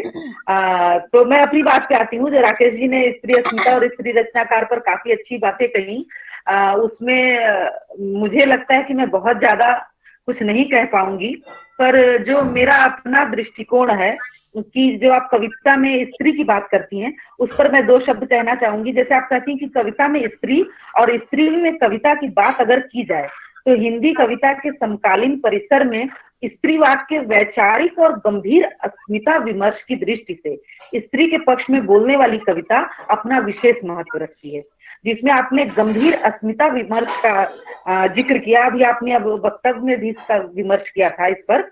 तो मैं भी कुछ कुछ आप ही से सहमत हूँ कि यह जो विमर्श है वास्तव में विमर्शों का आडंबर न हो करके विमर्श के रूप में ही चलना चाहिए। हम आदिवासी हैं, हम महिला हैं, या हम स्त्री हैं, या हम दलित हैं, इन शब्दों के अतिरिक्त हम अपने अस्मिता में हैं। सबसे बड़ी बात यही है, सिर्फ और सिर्फ अस्मिता की बात होनी चाहिए। स्त्री पुरुष या आजकल जैसे चल रहा है कि थर्ड जेंडर की बात चल रही है, आप देख रहे होंगे बहुत तेजी से उपन्यास कहानियां सामने आ रही हैं। पर मीना जी की आलोचना जब मैं पढ़ रही थी तो मुझे बड़ा अच्छा लगा कि ये किसी वाद विवाद में नहीं पड़ती है। अगर साहित्य की बात किया तो टू द पॉइंट, साहित्य भविष्यगामी कितना है इस पर बात किया। और अगर किसी रचनाकार की बात करती हैं तो वह रचनाकार अपनी प्रासंगिकता में कहाँ खड़ा होता है इस पर बात करती हैं। या फिर वह कृति हमें क्या देती है, क्या मूल्य देती है। आखिर वैल्यूज के लिए ही तो हम पढ़ते हैं, तो ये वैल्यूज जो है, ये मूल्य जो है, यह क्या देते हैं, इस पर मीना जी की दृष्टि रहती है, न कि स्त्री विमर्श पर रहेगी या थर्ड जेंडर पर या दलित विमर्श पर। तो मुझे मीना जी की यह जो विशेषता है, यह जो इनका वैशिष्ट्य है, यह मुझे बहुत पसंद आता है, क्योंकि मैं भी इसी मत में समर्थ हूँ। हमें आरक्षण इसलिए नहीं चाहिए कि हम स्त्री हैं, हम अपनी प्राकृतिक संरचना में मजबूत हैं और मजबूत रहेंगे। हमें किसी आरक्षण की जरूरत नहीं है। मैं ये स्त्री संदर्भ में कह रही हूँ और ये सारे संदर्भ में। हम आदिवासी हैं तभी हम अच्छा लिखेंगे, बिल्कुल नहीं। हम अच्छा लिखेंगे क्योंकि हम अच्छा लिखना चाहते हैं। तो यह जो वाद है या विमर्श है, इनकी चर्चा वह जरूर करती हैं, पर किसी एक विमर्श या वाद की तरफ नहीं जाती हैं। यह बहुत मुझे पसंद है। और जो इनकी इन दोनों पुस्तकों में मुझे दिखा, मैंने इनकी दोनों पुस्तकें पढ़ी हैं और यह चीज मुझे इनकी दोनों पुस्तकों में दिखी है जो मुझे बेहद पसंद आई। और मैं इसकी बहुत तारीफ करती हूँ कि हम सत्य यही है कि हम सिर्फ और सिर्फ मनुष्यत्व की रक्षा चाहते हैं, इसीलिए लिखते हैं, इसीलिए पढ़ते हैं और किसी वाद विवाद में नहीं पढ़ते हैं। तो यह इनकी श्रेष्ठता है, यह किसी वाद या किसी जेंडर या किसी जाति, किसी विशेष पर नहीं जाती हैं, जो बहुत अच्छी बात है। इनकी आलोचना की एक विशेषता, वैशिष्ट्य क्या हो सकता है कि ये मेरा दृष्टिकोण है, मुझे जो बहुत अच्छा लगा और इस पुस्तक में जो सबसे ज्यादा दिखा कि जब किसी बात को यह कहती हैं तो उसके लिए संदर्भ बड़े दूर दूर से ले आती हैं। मुझे बोलना है। अब संदर्भ दूर दूर से ले आती हैं और उस संदर्भ को केंद्रीय तत्व से जोड़ती हैं। केंद्रीय तत्व से अगर मान लीजिए किसी कविता की मूल धारणा को यह सिद्ध करना चाहती हैं। मैं इनकी एक आलोचना इसमें पढ़ रही थी, एक लेख पढ़ रही थी, उसमें कविता पर बात करती हैं और कविता पर बात करते करते अचानक उपन्यास पर चली जाती हैं कि उस उपन्यास में भी ऐसा ही केंद्रीय तत्व था, लेकिन उसकी भूमिका कुछ ऐसी थी और इस कविता की भूमिका कुछ ऐसी है। और फिर दोनों को तुलना करती हैं कि उपन्यास की कथा रूप विन्यास उसका अलग होता है, कविता का रूप विन्यास अलग होता है, इसलिए इसमें यह अलग दृष्टि हो गई है।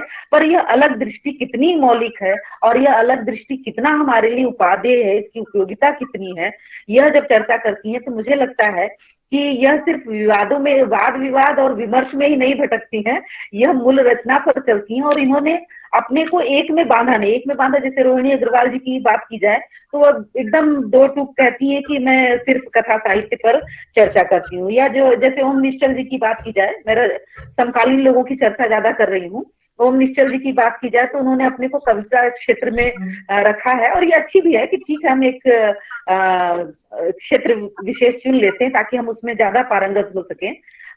लेकिन मीना जी ने अपने को इन सब चीजों में बांधा नहीं है, उन्होंने दोनों क्षेत्रों को लिया। और मुझे बड़ा पढ़ने में तब आनंद आता है जब वो कविता की बात करते करते उपन्यास में भी विचरण करती हैं और उपन्यास की बात करते करते वो पूरे साहित्य में विचरण करती हैं।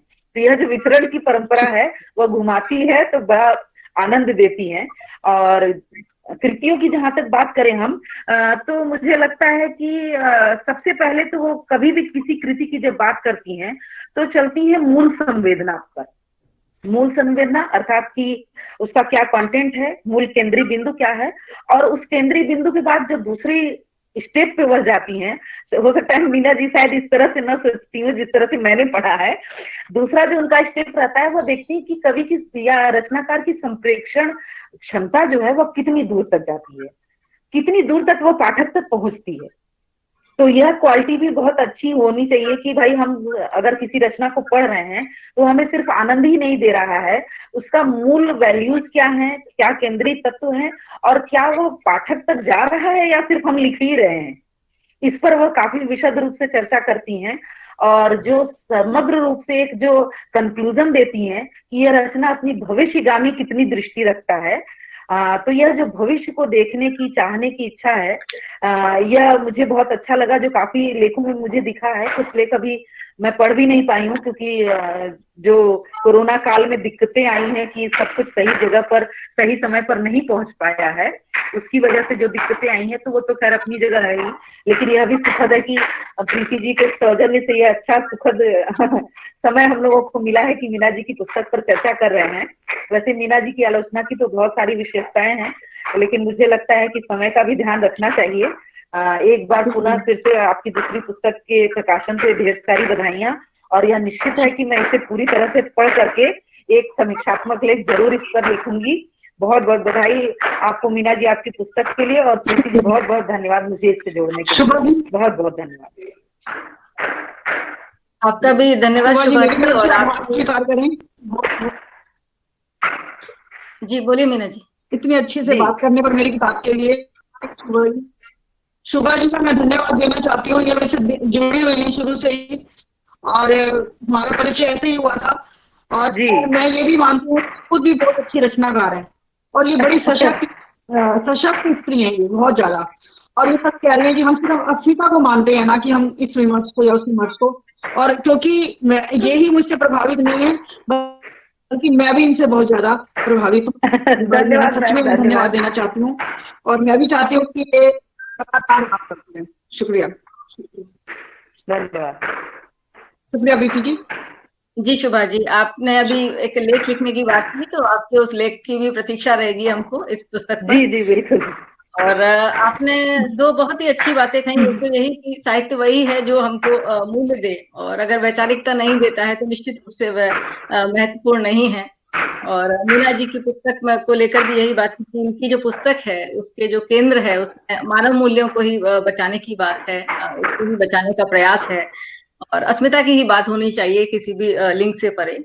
और आपकी जो पुस्तक है निश्चित रूप से ये जो इनकी किताब है ये परंपरा और आधुनिकता को सेतु बनाकर चलती है, और इस बात के लिए मेरी भी सहमति है। आपका बहुत बहुत धन्यवाद, आपने समय दिया और इस पुस्तक के बारे में अपने विचार प्रस्तुत किए।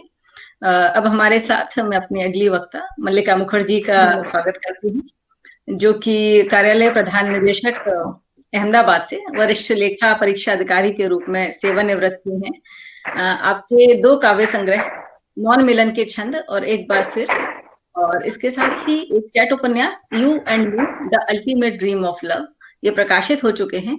आप अनुवाद का कार्य भी करती हैं, और माननीय प्रधानमंत्री श्री नरेंद्र मोदी जी का एक गुजराती काव्य संग्रह है आंख आधन्य छे, आपका बांग्ला में अनुवाद उन्होंने किया है। और इसके अलावा एक स्मिता ध्रुव जी की गुजराती पुस्तक है भारतनी आजादी ना अनामी शहीदों, उसका हिंदी अनुवाद मल्लिका जी ने किया है।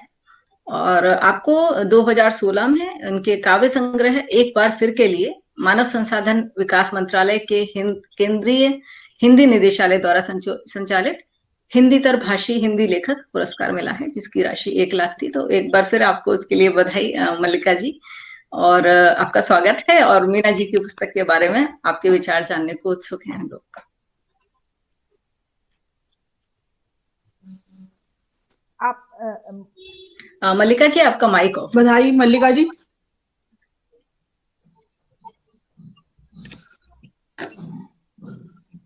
धन्यवाद प्रीति। अब आ रही है आवाज? जी जी जी। कर्मभूमि के मंच पर मैं मल्लिका जी धन्यवाद। हाँ, कर्मभूमि के मंच पर मैं आप सबका स्वागत करती हूँ, और सर्वप्रथम मैं आदरणीय डॉक्टर मीना बुद्धि राजा की इस पुस्तक के लोकार्पण समारोह के लिए उनको बधाई देती हूँ, और धन्यवाद इसलिए भी देती हूँ कि आलोचना क्षेत्र में आदरणीय गोपेश्वर सिंह, डॉक्टर शोभा श्रीवास्तव और राकेश रेणु जैसे महानुभावों के साथ मुझ जैसे ऑड मैन आउट को आपने वक्ता के रूप में बुलाया, क्योंकि आलोचना पर मैंने गंभीरता से कभी काम नहीं किया, और ये तो ऐसा हुआ जैसे आलोचना की आलोचना करनी है, लेकिन आपने मुझ पर भरोसा किया, मैं आपकी आभारी हूँ। अभी मैं अपने सहज सरल भाषा में थोड़ा कुछ कहूंगी, जो भी कहूंगी। मैं पुस्तक पर कहना चाहती हूँ कि पुस्तक के अंदर आपने क्या क्या कौन से लेख समाविष्ट किए हैं।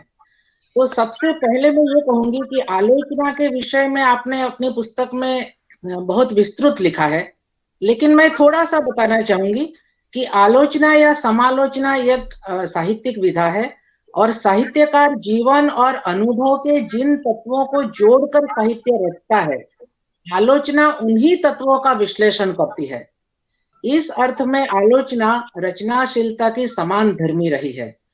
साहित्य में जहां राग तत्व प्रधान है, आलोचना में बुद्धि तत्व प्रधान है। आलोचक किसी भी कृति की आलोचना करते समय अपने व्यक्तिगत राग द्वेष रुचि अरुचि से बचे तभी साहित्य के प्रति न्याय कर सकता है। और आपने अधिकतर इसी तरह अपना काम किया है कि राग द्वेष या रुचि अरुचि से मुक्त होकर आपने आलोचनाएं लिखी है। हम सभी जानते हैं कि बदलते समाज के साथ साहित्य के क्षेत्र में भी रचना प्रक्रिया का स्वरूप बदला है। रचना की कथा वस्तु, भाषा से संप्रेषण के तरीके भी बदले हैं। खासकर सोशल मीडिया ने तो सभी को लेखक बना दिया है।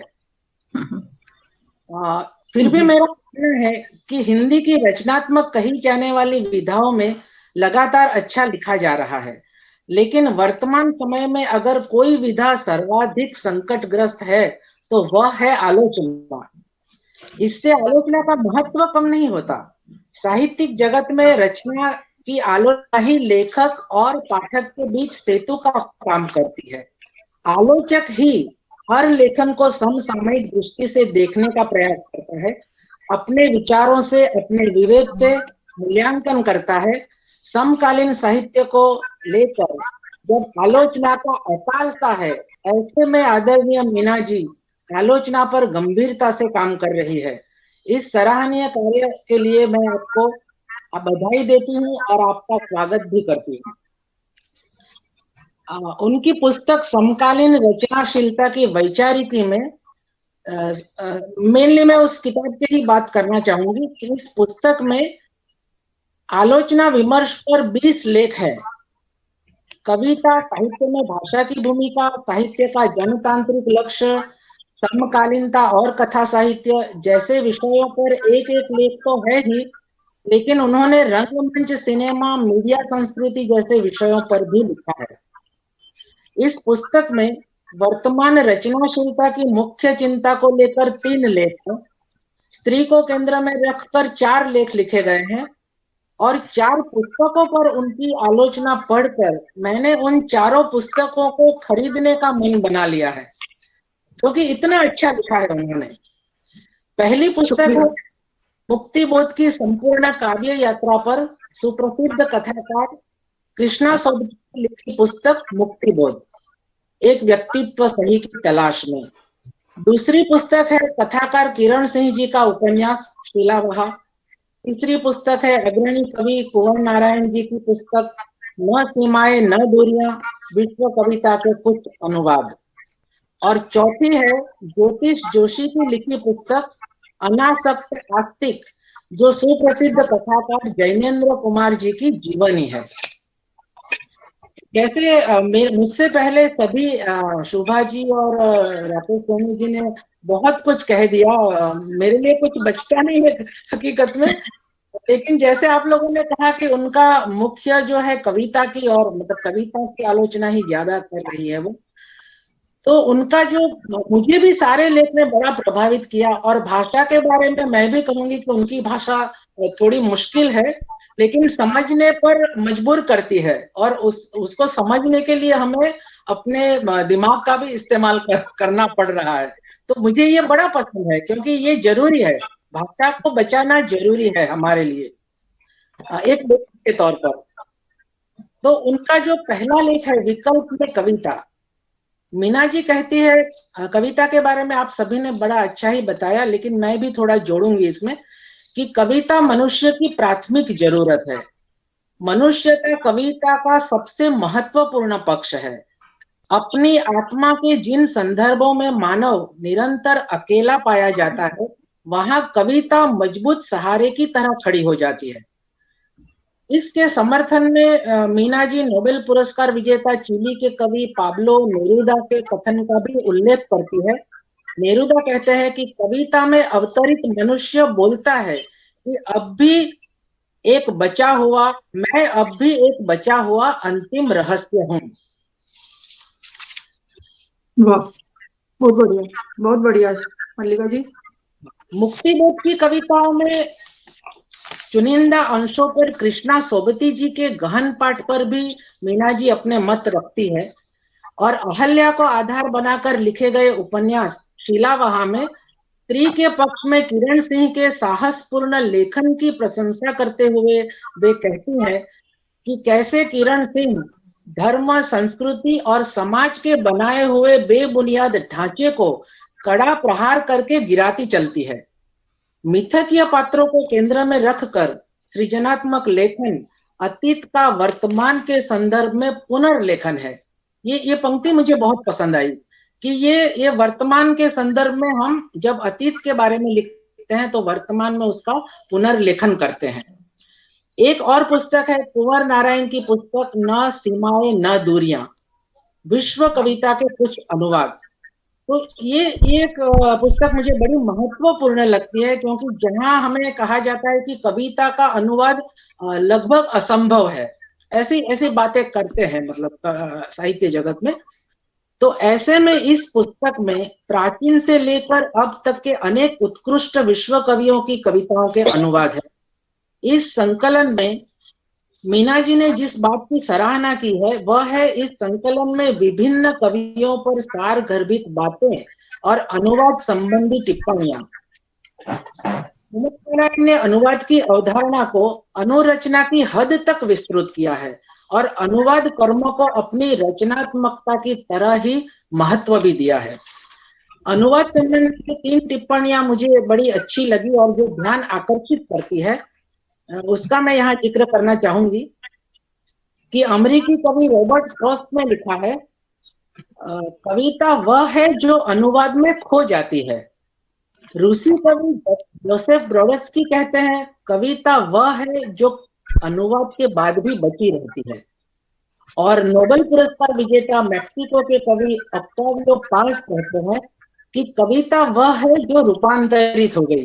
तो ये जो उदाहरण आपने मीना जी ने दिए हैं वो बड़े अच्छे लग रहे हैं कविता के अनुवाद के संदर्भ में।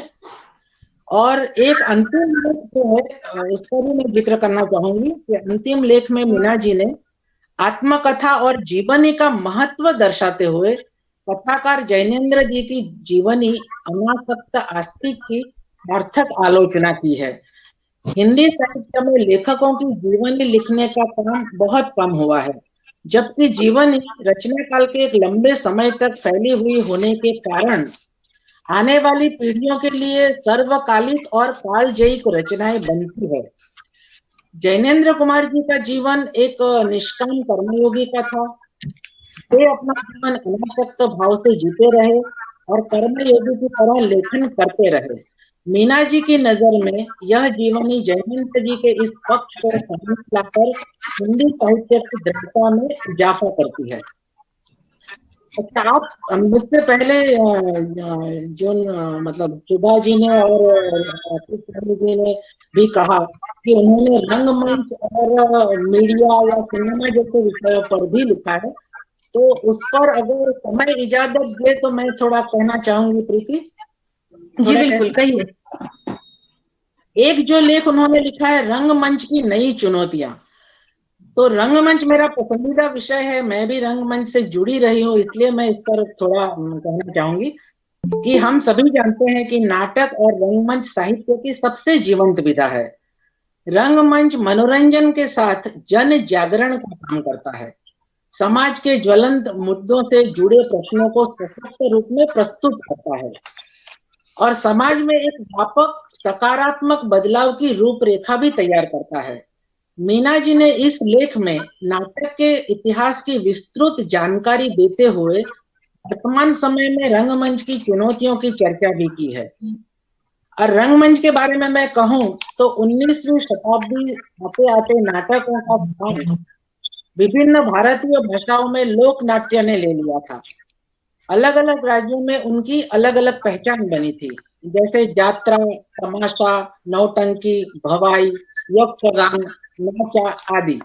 और 70 के दशक के आसपास जो नुक्कड़ नाटकों की एक अनोखी शैली आई, जिसका जिक्र मीना जी ने अपने लेख में किया है। नाट्य प्रस्तुति का यह रूप सीधा जनता से संवाद स्थापित करता है, क्योंकि नुक्कड़ नाटक जैसा नाम है, नुक्कड़ पर ही उसकी प्रस्तुति की जाती है, जहां स्टेज की कोई आवश्यकता नहीं। तो ये इसमें मैं थोड़ा जोड़ना चाहूंगी कि नाट्य कम्युनिस्ट नाटककार, कलाकार, निर्देशक सफदर हाशमी को मैं याद करना चाहूंगी कि नुक्कड़ नाटक को लोकप्रिय बनाने का श्रेय उन्हीं को जाता है।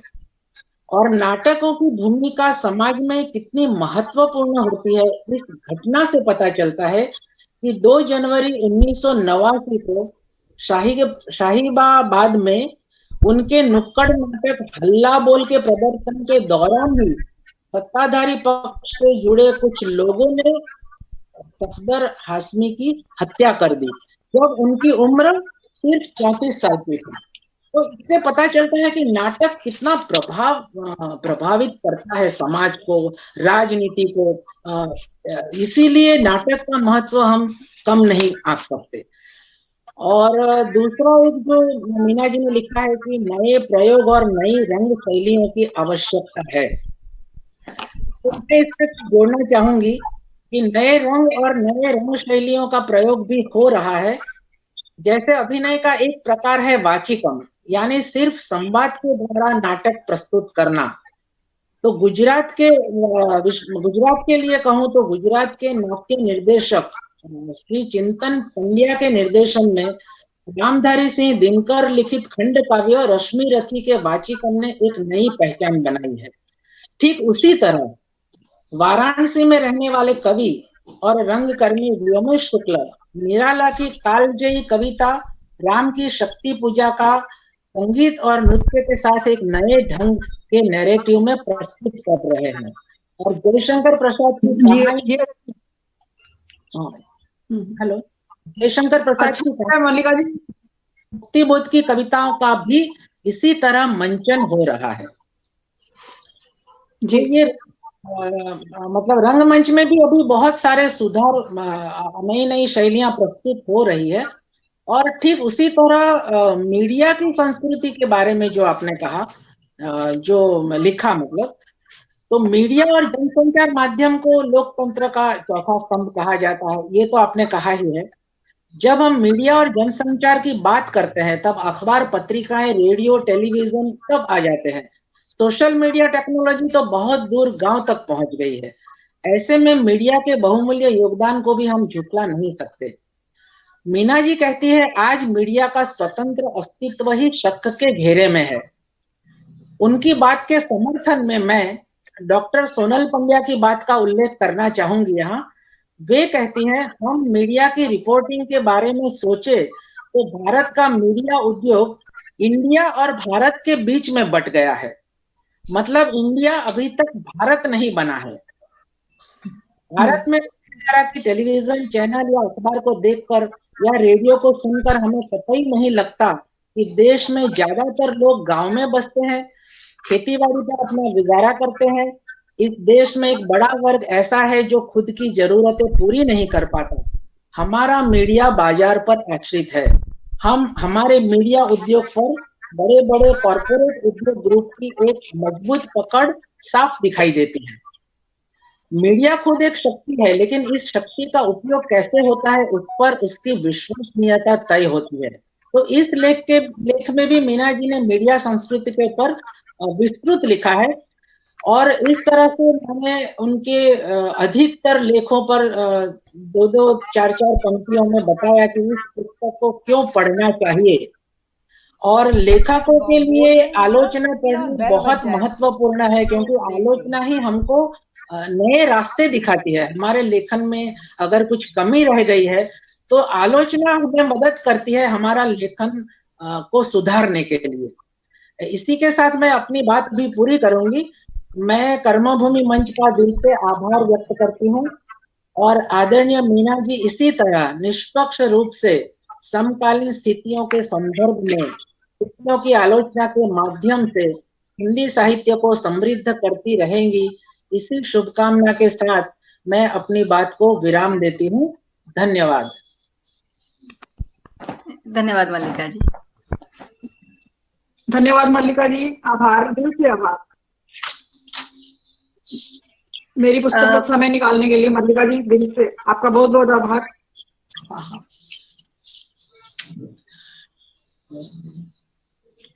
जी धन्यवाद मल्लिका जी कि आपने इस पुस्तक की विस्तार से चर्चा की, आलोचना के बारे में बताया, और यह भी सही कहा कि ये आलोचना ही है जो कि एक लेखक को नए रास्ते दिखाती है। भाषा को बचाया जाना भी जरूरी है, इस पर भी आपने महत्वपूर्ण बात की। और जो रंगमंच का आपने प्रभाव बताया वो निश्चित रूप से जनमानस पर बहुत वीडियो का जैसे प्रभाव होता है उससे भी ज्यादा इसका प्रभाव रहता है, क्योंकि हमारे समक्ष हो रही है ये चीज। और इस बात पर तो मैं यही कहूंगी कि लेखनी को भी यूं ही हथियार नहीं कहा गया है, कि शब्दों का जो प्रभाव है वो तो हमेशा से ही ज्यादा ही माना गया है। और वाचिकम की जब आपने बात की थी तो मुझे एक कार्यक्रम अपना याद आया। अगर आपको तो याद होगा ही, क्योंकि आपने तो उसमें सहभागिता रही थी आपकी, और बहुत ही अच्छी विधा है वो। हालांकि वो इस पुस्तक से रिलेटेड बात नहीं है, लेकिन मुझे वो याद आया कि ये वाचिकम भी कर्मभूमि के अगले कार्यक्रम में हम जरूर रखेंगे। तो आपका बहुत बहुत धन्यवाद। और अब मैं इस कार्यक्रम को आगे बढ़ाऊंगी, अंतिम चरण की तरफ हम जा रहे हैं। और मेरी जो साथी हैं और जो कि कर्मभूमि की सह संस्थापक भी हैं, नीरजा भटनागर जी, मेरा उनसे अनुरोध है कि इस कार्यक्रम को आगे बढ़ाएं। शुक्रिया प्रीति। प्रीति जी। जी मीना। यहाँ पर मुकुल अमलास जी उपस्थित हैं, जयश्री राय जी उपस्थित हैं, जयश्री जी आप सभी का स्वागत है। जो भी काफी सारे मित्र उपस्थित है, मैं उन सबका आभार करती हूँ। हाँ, मतलब कि अगर 1 मिनट के लिए उनसे बात हो जाए, जैसे जी बिल्कुल, हमारा कार्यक्रम अभी अंतिम चरण में है। इसके बाद के पास हमारे पास समय रहेगा और प्रश्नोत्तरी का सेशन होगा, सबसे हमारी बात होगी, बिल्कुल शांति से बात होगी। आप निश्चिंत रहिए। शुक्रिया प्रीति। तो आगे बढ़ने से पहले मैं सबसे पहले थोड़ा सा कर्मभूमि के बारे में एक इंट्रोडक्शन देना चाहूंगी। अगर हम कहें कि जीवन को कोई सरल और खुशनुमा बनाता है तो वो कला, संस्कृति और साहित्य ही है। कर्मभूमि फाउंडेशन कला, संस्कृति और साहित्य के क्षेत्र में कार्यरत है। कर्मभूमि के माध्यम से हम स्थापित और प्रतिष्ठित शख्सियतों को सबके सामने लाते हैं, जिससे नई प्रतिभाओं को उनसे मार्गदर्शन और प्रोत्साहन प्राप्त हो सके। इसके साथ ही हमारी एक और इकाई है, या कहें तो एक और विंग है, सौदामिनी, जो कि सभी वर्गों के शोषित लोगों को आवाज़ देने का काम करता है। ये हमारा छोटा सा प्रयास है जो आज की भागदौड़ भरी जिंदगी में कुछ सुकून के पल बांटने का हमारा एक छोटा सा स्टेप है। इस वर्ष से कर्मभूमि ने विविध क्षेत्रों में पुरस्कार देने का निश्चय किया है, और वर्ष 2020 साहित्य के क्षेत्र में आलोचना का पुरस्कार डॉक्टर मीना बुद्धिराजा को प्रदान किया जाता है। इनका परिचय आप शुरू में जान ही चुके हैं। अब मैं अपनी साथी प्रीति से अनुरोध करूंगी कि वो ट्रॉफी सबके सामने सबको प्रेजेंट करें, सबको दिखाएं, सबके साथ शेयर करें। जी बिल्कुल मीना जी, आपको बहुत बहुत बधाई। और ये पुरस्कार आपके नाम होता है, आपकी मेहनत है वो सबसे सभी परिचित, और आपके बारे में भी अभी सबने बहुत अच्छे से जान लिया है। बहुत बहुत बधाई, और हम लोग गौरवान्वित हैं आपको ये पुरस्कार देते हुए। ये आपके घर पहुंचा दिया जाएगा, क्योंकि अभी ऑनलाइन है तो ये मेरे ही पास रह गया है, और शीघ्र ही आपके घर पहुंच जाएगा। आपका मैं आभार व्यक्त करना चाहती हूँ कर्मभूमि मंच का और आपकी संस्था का, नीरजा जी का, प्रीति जी का, कि उन्होंने मुझे अवसर दिया मेरी रचनात्मक कार्य यात्रा को आगे बढ़ाने के लिए, मुझे प्रोत्साहित किया और मुझे इस योग्य समझा, तो इसलिए मैं उनका आभार व्यक्त करती हूँ। और आगे भी मैं काम करती रहूंगी, इतना मैं आपको देना चाहती हूँ कि मैं निरंतर अपनी गंभीरता और ईमानदारी के साथ इसमें काम करती रहूंगी। और एक बार फिर से मैं आभार व्यक्त करना चाहती हूँ कर्मभूमि का और आप दोनों का। नीरजा जी का, प्रीति जी का, दोनों का मैं आभार व्यक्त करती हूँ। जी, आपकी रचनाशीलता पर हमें भी बहुत विश्वास है और कर्म भूमि से स्वागत है। जुड़ी रहूंगी, ये मेरा सौभाग्य है कर्म भूमि से जुड़ना, मुझे बहुत अच्छा लग रहा है जुड़कर। शुक्रिया, आपका आभार प्रीति जी। मुबारक हो कभी। मीना जी। अच्छा, मीना जी शुक्रिया। की ये जो बुक है, इसके लिए आप मीना जी से कांटेक्ट कर सकते हैं। उनकी फेसबुक की वॉल पे, कर्मभूमि पे, प्रीति जी की वॉल पे उनका फ़ोन नंबर है, जिनके से के थ्रू आप उनसे इस बुक के बारे में लेने के लिए कांटेक्ट कर सकते हैं। तो अब आगे बढ़ते हुए इस पुस्तक के संदर्भ में अगर आपके पास कुछ प्रश्न हैं तो उनका स्वागत है, क्योंकि अब हम प्रश्न उत्तर का छोटा सा एक सेशन शुरू करने वाले हैं। अभी सब लोग अपने माइक को ऑन रख सकते हैं, ऑन जो भी बोलना चाहते हैं। हाँ, अपने अपने प्रश्न पूछ सकते हैं।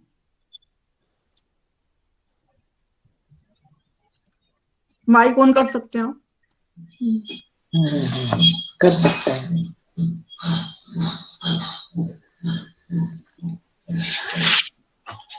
सुनाई तो दे रहा होगा। नीलम जी ने हेलो नीलम जी चलिए जी। हाँ हेलो, हाँ जी। हेलो, हाँ, आप सभी को नमस्ते। मेरा कोई प्रश्न तो नहीं है, मैं बस आज के इस अवसर पर मीना जी को हार्दिक बधाई देना चाहती हूँ। उन्होंने पिछले वर्षों में जो काम किया है, सतत लगकर जिस तरह से उन्होंने आलोचना के क्षेत्र में एक नई पहचान बनाई है और एक नई उम्मीद जगाई है और हम सबके लिए एक प्रेरणा बनी है वो, तो मैं उनका बहुत बहुत हम दर्शकों की ओर से, हम श्रोताओं की ओर से उनका मैं बहुत बहुत आभार भी मानती हूँ और बहुत बहुत बधाई देती हूँ। बहुत बहुत बधाई मीना जी आपको। जैसे ही हम मित्र हैं, हम सब रचनात्मक मित्र हैं और आप भी उतनी बेहतरीन रचनाकार हैं, और आपका बहुत बहुत आभार आने के लिए जी, धन्यवाद। मुकुल जी, आपका माइक स्विच ऑफ है, आप उसे ऑन कर लीजिए।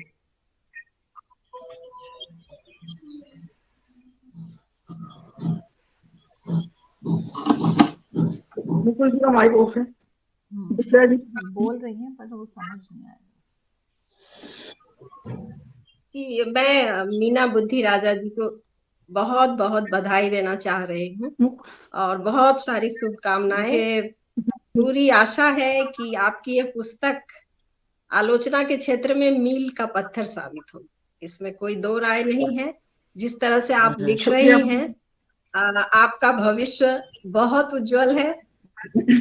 और आलोचना का बहुत मुझे ज्ञान तो है नहीं, लेकिन जितना कुछ भी मैं आप लिखते हैं और मैं पढ़ती हूँ, क्योंकि अभी मैंने ये पुस्तक पढ़ी नहीं, तो इसलिए इससे संबंधित कुछ प्रश्न भी नहीं पूछ पा रही हूँ।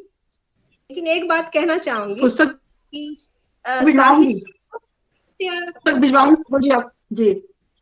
जी कहा जाता है कि साहित्य समाज का दर्पण है। मुझे लगता है कि मीना जी जैसी आलोचक ही ये जो दर्पण है साहित्य का, साहित्य को खंगाल कर और उस दर्पण को लोगों के सामने लाना, ये काम बहुत बेहतरीन तरीके से वो कर रही हैं और करती रहेंगी, ऐसा मुझे लगता है। तो बहुत बहुत आपको शुभकामना, आप ऐसे ही लिखते रहें। और जैसा कि गोपेश्वर जी, आदरणीय गोपेश्वर जी ने कहा था कि आलोचना के क्षेत्र में महिलाओं की संख्या लगभग नगण्य है, तो ये मुझे लग रहा है कि निश्चित रूप से ये बात तो सही है, लेकिन मीना जी इस कमी को पूरा करने में निश्चित रूप से सहायक सिद्ध होने वाली हैं। तो बस और क्या कहूँ, यही कि बहुत बहुत शुभकामना, और आने वाले समय में वे आलोचना के क्षेत्र में अपनी एक मजबूत उपस्थिति दायर करें, यही मैं कामना करती हूँ। मुकुल जी, मैं आपको देख रही हूँ, बहुत बहुत आभार आने के लिए। आपको देख पा रही हूँ और सुन पा रही हूँ, आप बहुत अच्छा लग रहा है, और आपको जल्दी पुस्तक भिजवाऊंगी। मुकुल जी जुड़े रहिएगा, जल्दी पुस्तक भिजवाऊंगी। बहुत बहुत आभार आने के लिए, बहुत बहुत आभार। नमस्कार नमस्कार नमस्कार। हाँ, दिल से आभार और धन्यवाद जी। मुकुल जी, हाँ बोलिए। बोल रही हूँ मीना। रेणु जी को भी नमस्कार। किताब आपकी जी जी लोकार्पण हुआ है, उसके लिए मैं जी आपको मैम बहुत सारी बधाई प्रेषित करती हूँ। और जी इतनी मैम सुंदर मैंने चर्चा सुनी कि मैं तो बहुत मुग्ध हो गई। और मधु मैम इतनी अच्छी किताब लिखी है कि देखिए इतने इतने प्रसिद्ध लोग उसमें आपके साथ जुड़े हैं। और एक्चुअली में ये क्रिटिसिज्म करना और किसी विधाओं का क्रिटिसिज्म करना बहुत ही मुश्किल काम होता है, और को पूरा पढ़ना पड़ता है, फिर उसके बाद आपको सोच विचार करके अपने विचार रखने पड़ते हैं। और ये बड़ा ही एक ऐसी विधा है जिसमें आप तैयार हो जाइए कि आपके ऊपर तीर बाण चल सकते हैं जी आपके ऊपर।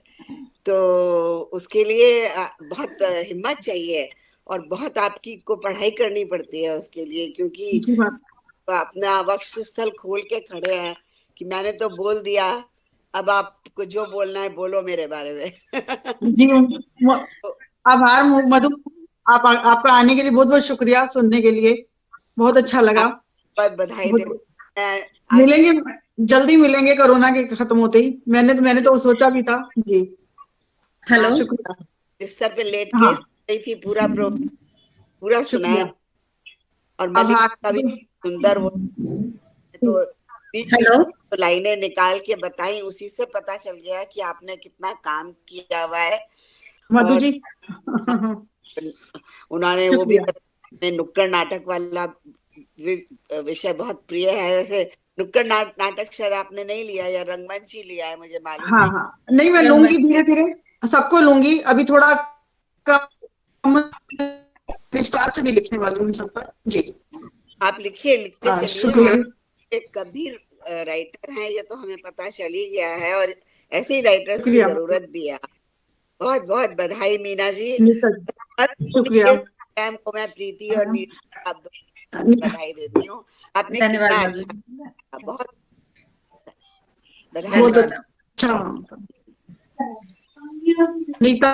नीता। नमस्कार, मैं अनीता बोल रही हूँ और मैं मीना जी के लेख जो है मैं लगातार पढ़ती रही। पुस्तक तो मैंने नहीं पढ़ी है, पर उनके उन तमाम लेखों को पढ़ने से ये मेरी समझ ये तो अच्छे से विकसित हो गई है कि मीना जी जो भी लिख रही है और महिला आलोचनाकार होने के नाते वो बहुत अच्छा लिख रही हैं। और एक कमी जो हम लोग महसूस करते थे वो पूरी कर रही हैं, तो मैं उन्हें बधाई दे रही हूँ। देर से जुड़ने के लिए क्षमा, क्योंकि मैं पूरा नहीं सुन पाई, नेट की समस्या थी। पर जितना सुना उससे ये तो पता लग गया कि इस पुस्तक में मीना जी ने अपना श्रेष्ठतम दिया। मैं उम्मीद कर रही हूँ कि वो आगे भी संभावनाओं को और विकसित करेंगी। मेरी बहुत सारी शुभकामनाएं और कर्म भूमि को बधाई कि उन्होंने एक अच्छा आलोचक चुना है। नमस्ते, मैं अनीता जी, मैं एक बात बताना चाहूंगी। हाँ जी, एक बात बोलना चाहूंगी कि आपका कार्यक्रम मिस हो गया है, आप अफसोस मत कीजिए। ये कार्यक्रम रिकॉर्ड हो रहा है और हम जल्द ही इसकी लिंक शेयर करेंगे। धन्यवाद जी। बोलिए, कोई बोल रहे थे और मैंने बीच मैं बोल रही हूँ। नहीं, बस मैं इतना ही कहना चाह रही हूँ कि कर्म भूमि ने एक सही व्यक्ति को चुना है, और मुझे लगता है कि जो प्रतिभा मतलब किसी भी हालात की वजह से छूट गई थी पीछे, उस प्रतिभा को आपने एक मंच दिया। ठीक है, प्रतिभा उनमें अपने आप में इतनी है कि वो आगे खुद बढ़ सकती है, पर आपने एक मंच दिया, तो कर्म भूमि को भी मैं बहुत बधाई देना चाहूंगी। और मैं उम्मीद करती हूँ कि ऐसी प्रतिभाओं को आप आगे लाते रहेंगे। बिल्कुल, हमारा यही प्रयास है। आपका बहुत बहुत आभार। शुक्रिया अनीता। आभार डॉक्टर अनीता आने के लिए, सुनने के लिए और अपने मुझे के लिए। अनीता मेरी एमए की फ्रेंड है और हम एमए से 25 साल से जुड़े हुए हैं। मेरी सबसे प्रिय मित्र है और मेरी पुरानी दोस्त है। धन्यवाद Anita. Hello hello hello hello, मैं विनीता बोल रही हूँ। विनीता, स्वागत है।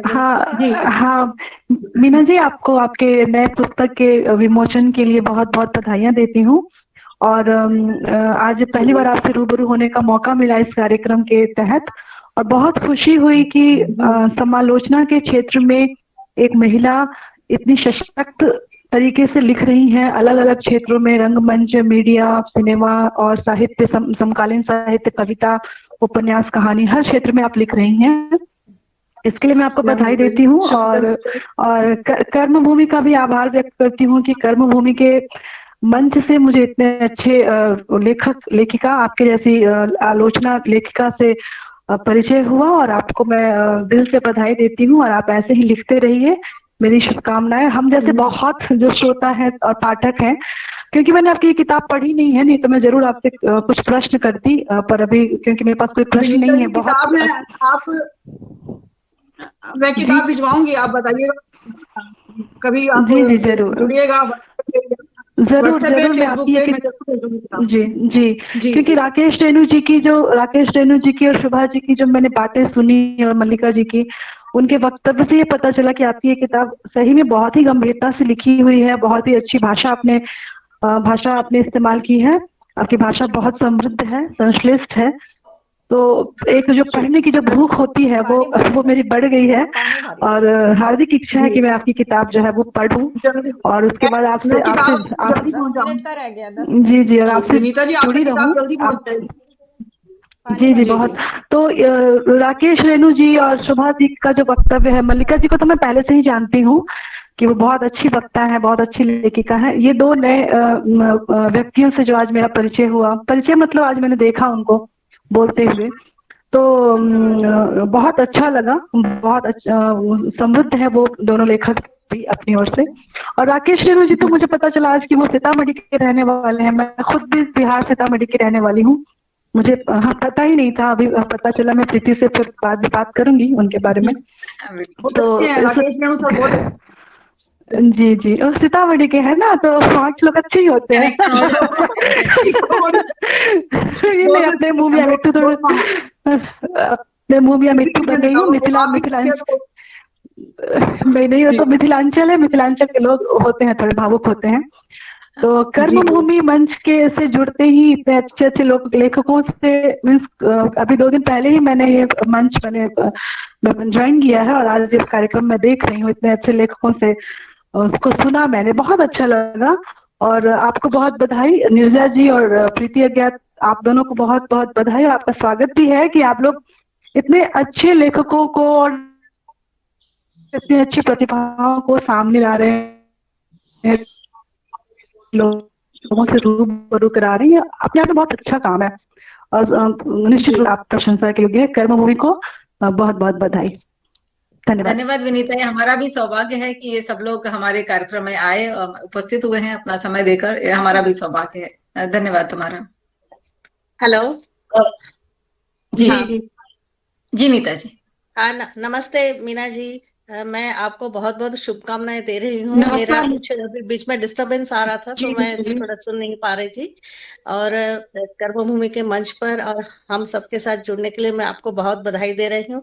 आप ऐसे ही लिखते रहिए और हमारे साथ हमेशा जुड़े रहिए। आपका बहुत बहुत धन्यवाद और बहुत बहुत शुभकामनाएं। आभार आने के लिए, सुनने के लिए और समय देने के लिए। मिलते हैं कभी और किताबी में आप तक चाहूंगी जल्दी ही। बहुत बहुत शुक्रिया जी।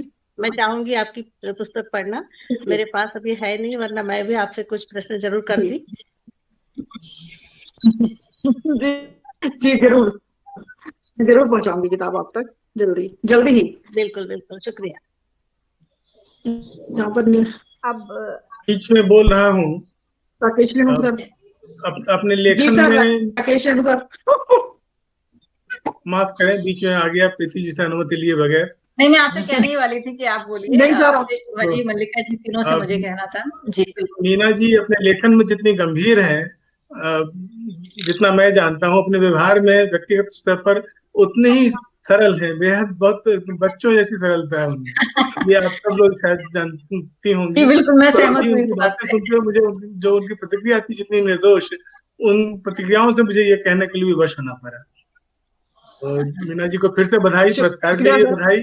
और विनीता जी, अच्छा लगा, आप सीतामढ़ी की हैं, सीता की जन्मभूमि से हैं, सुखद है आपसे जुड़ना। नमस्ते सर, नमस्ते।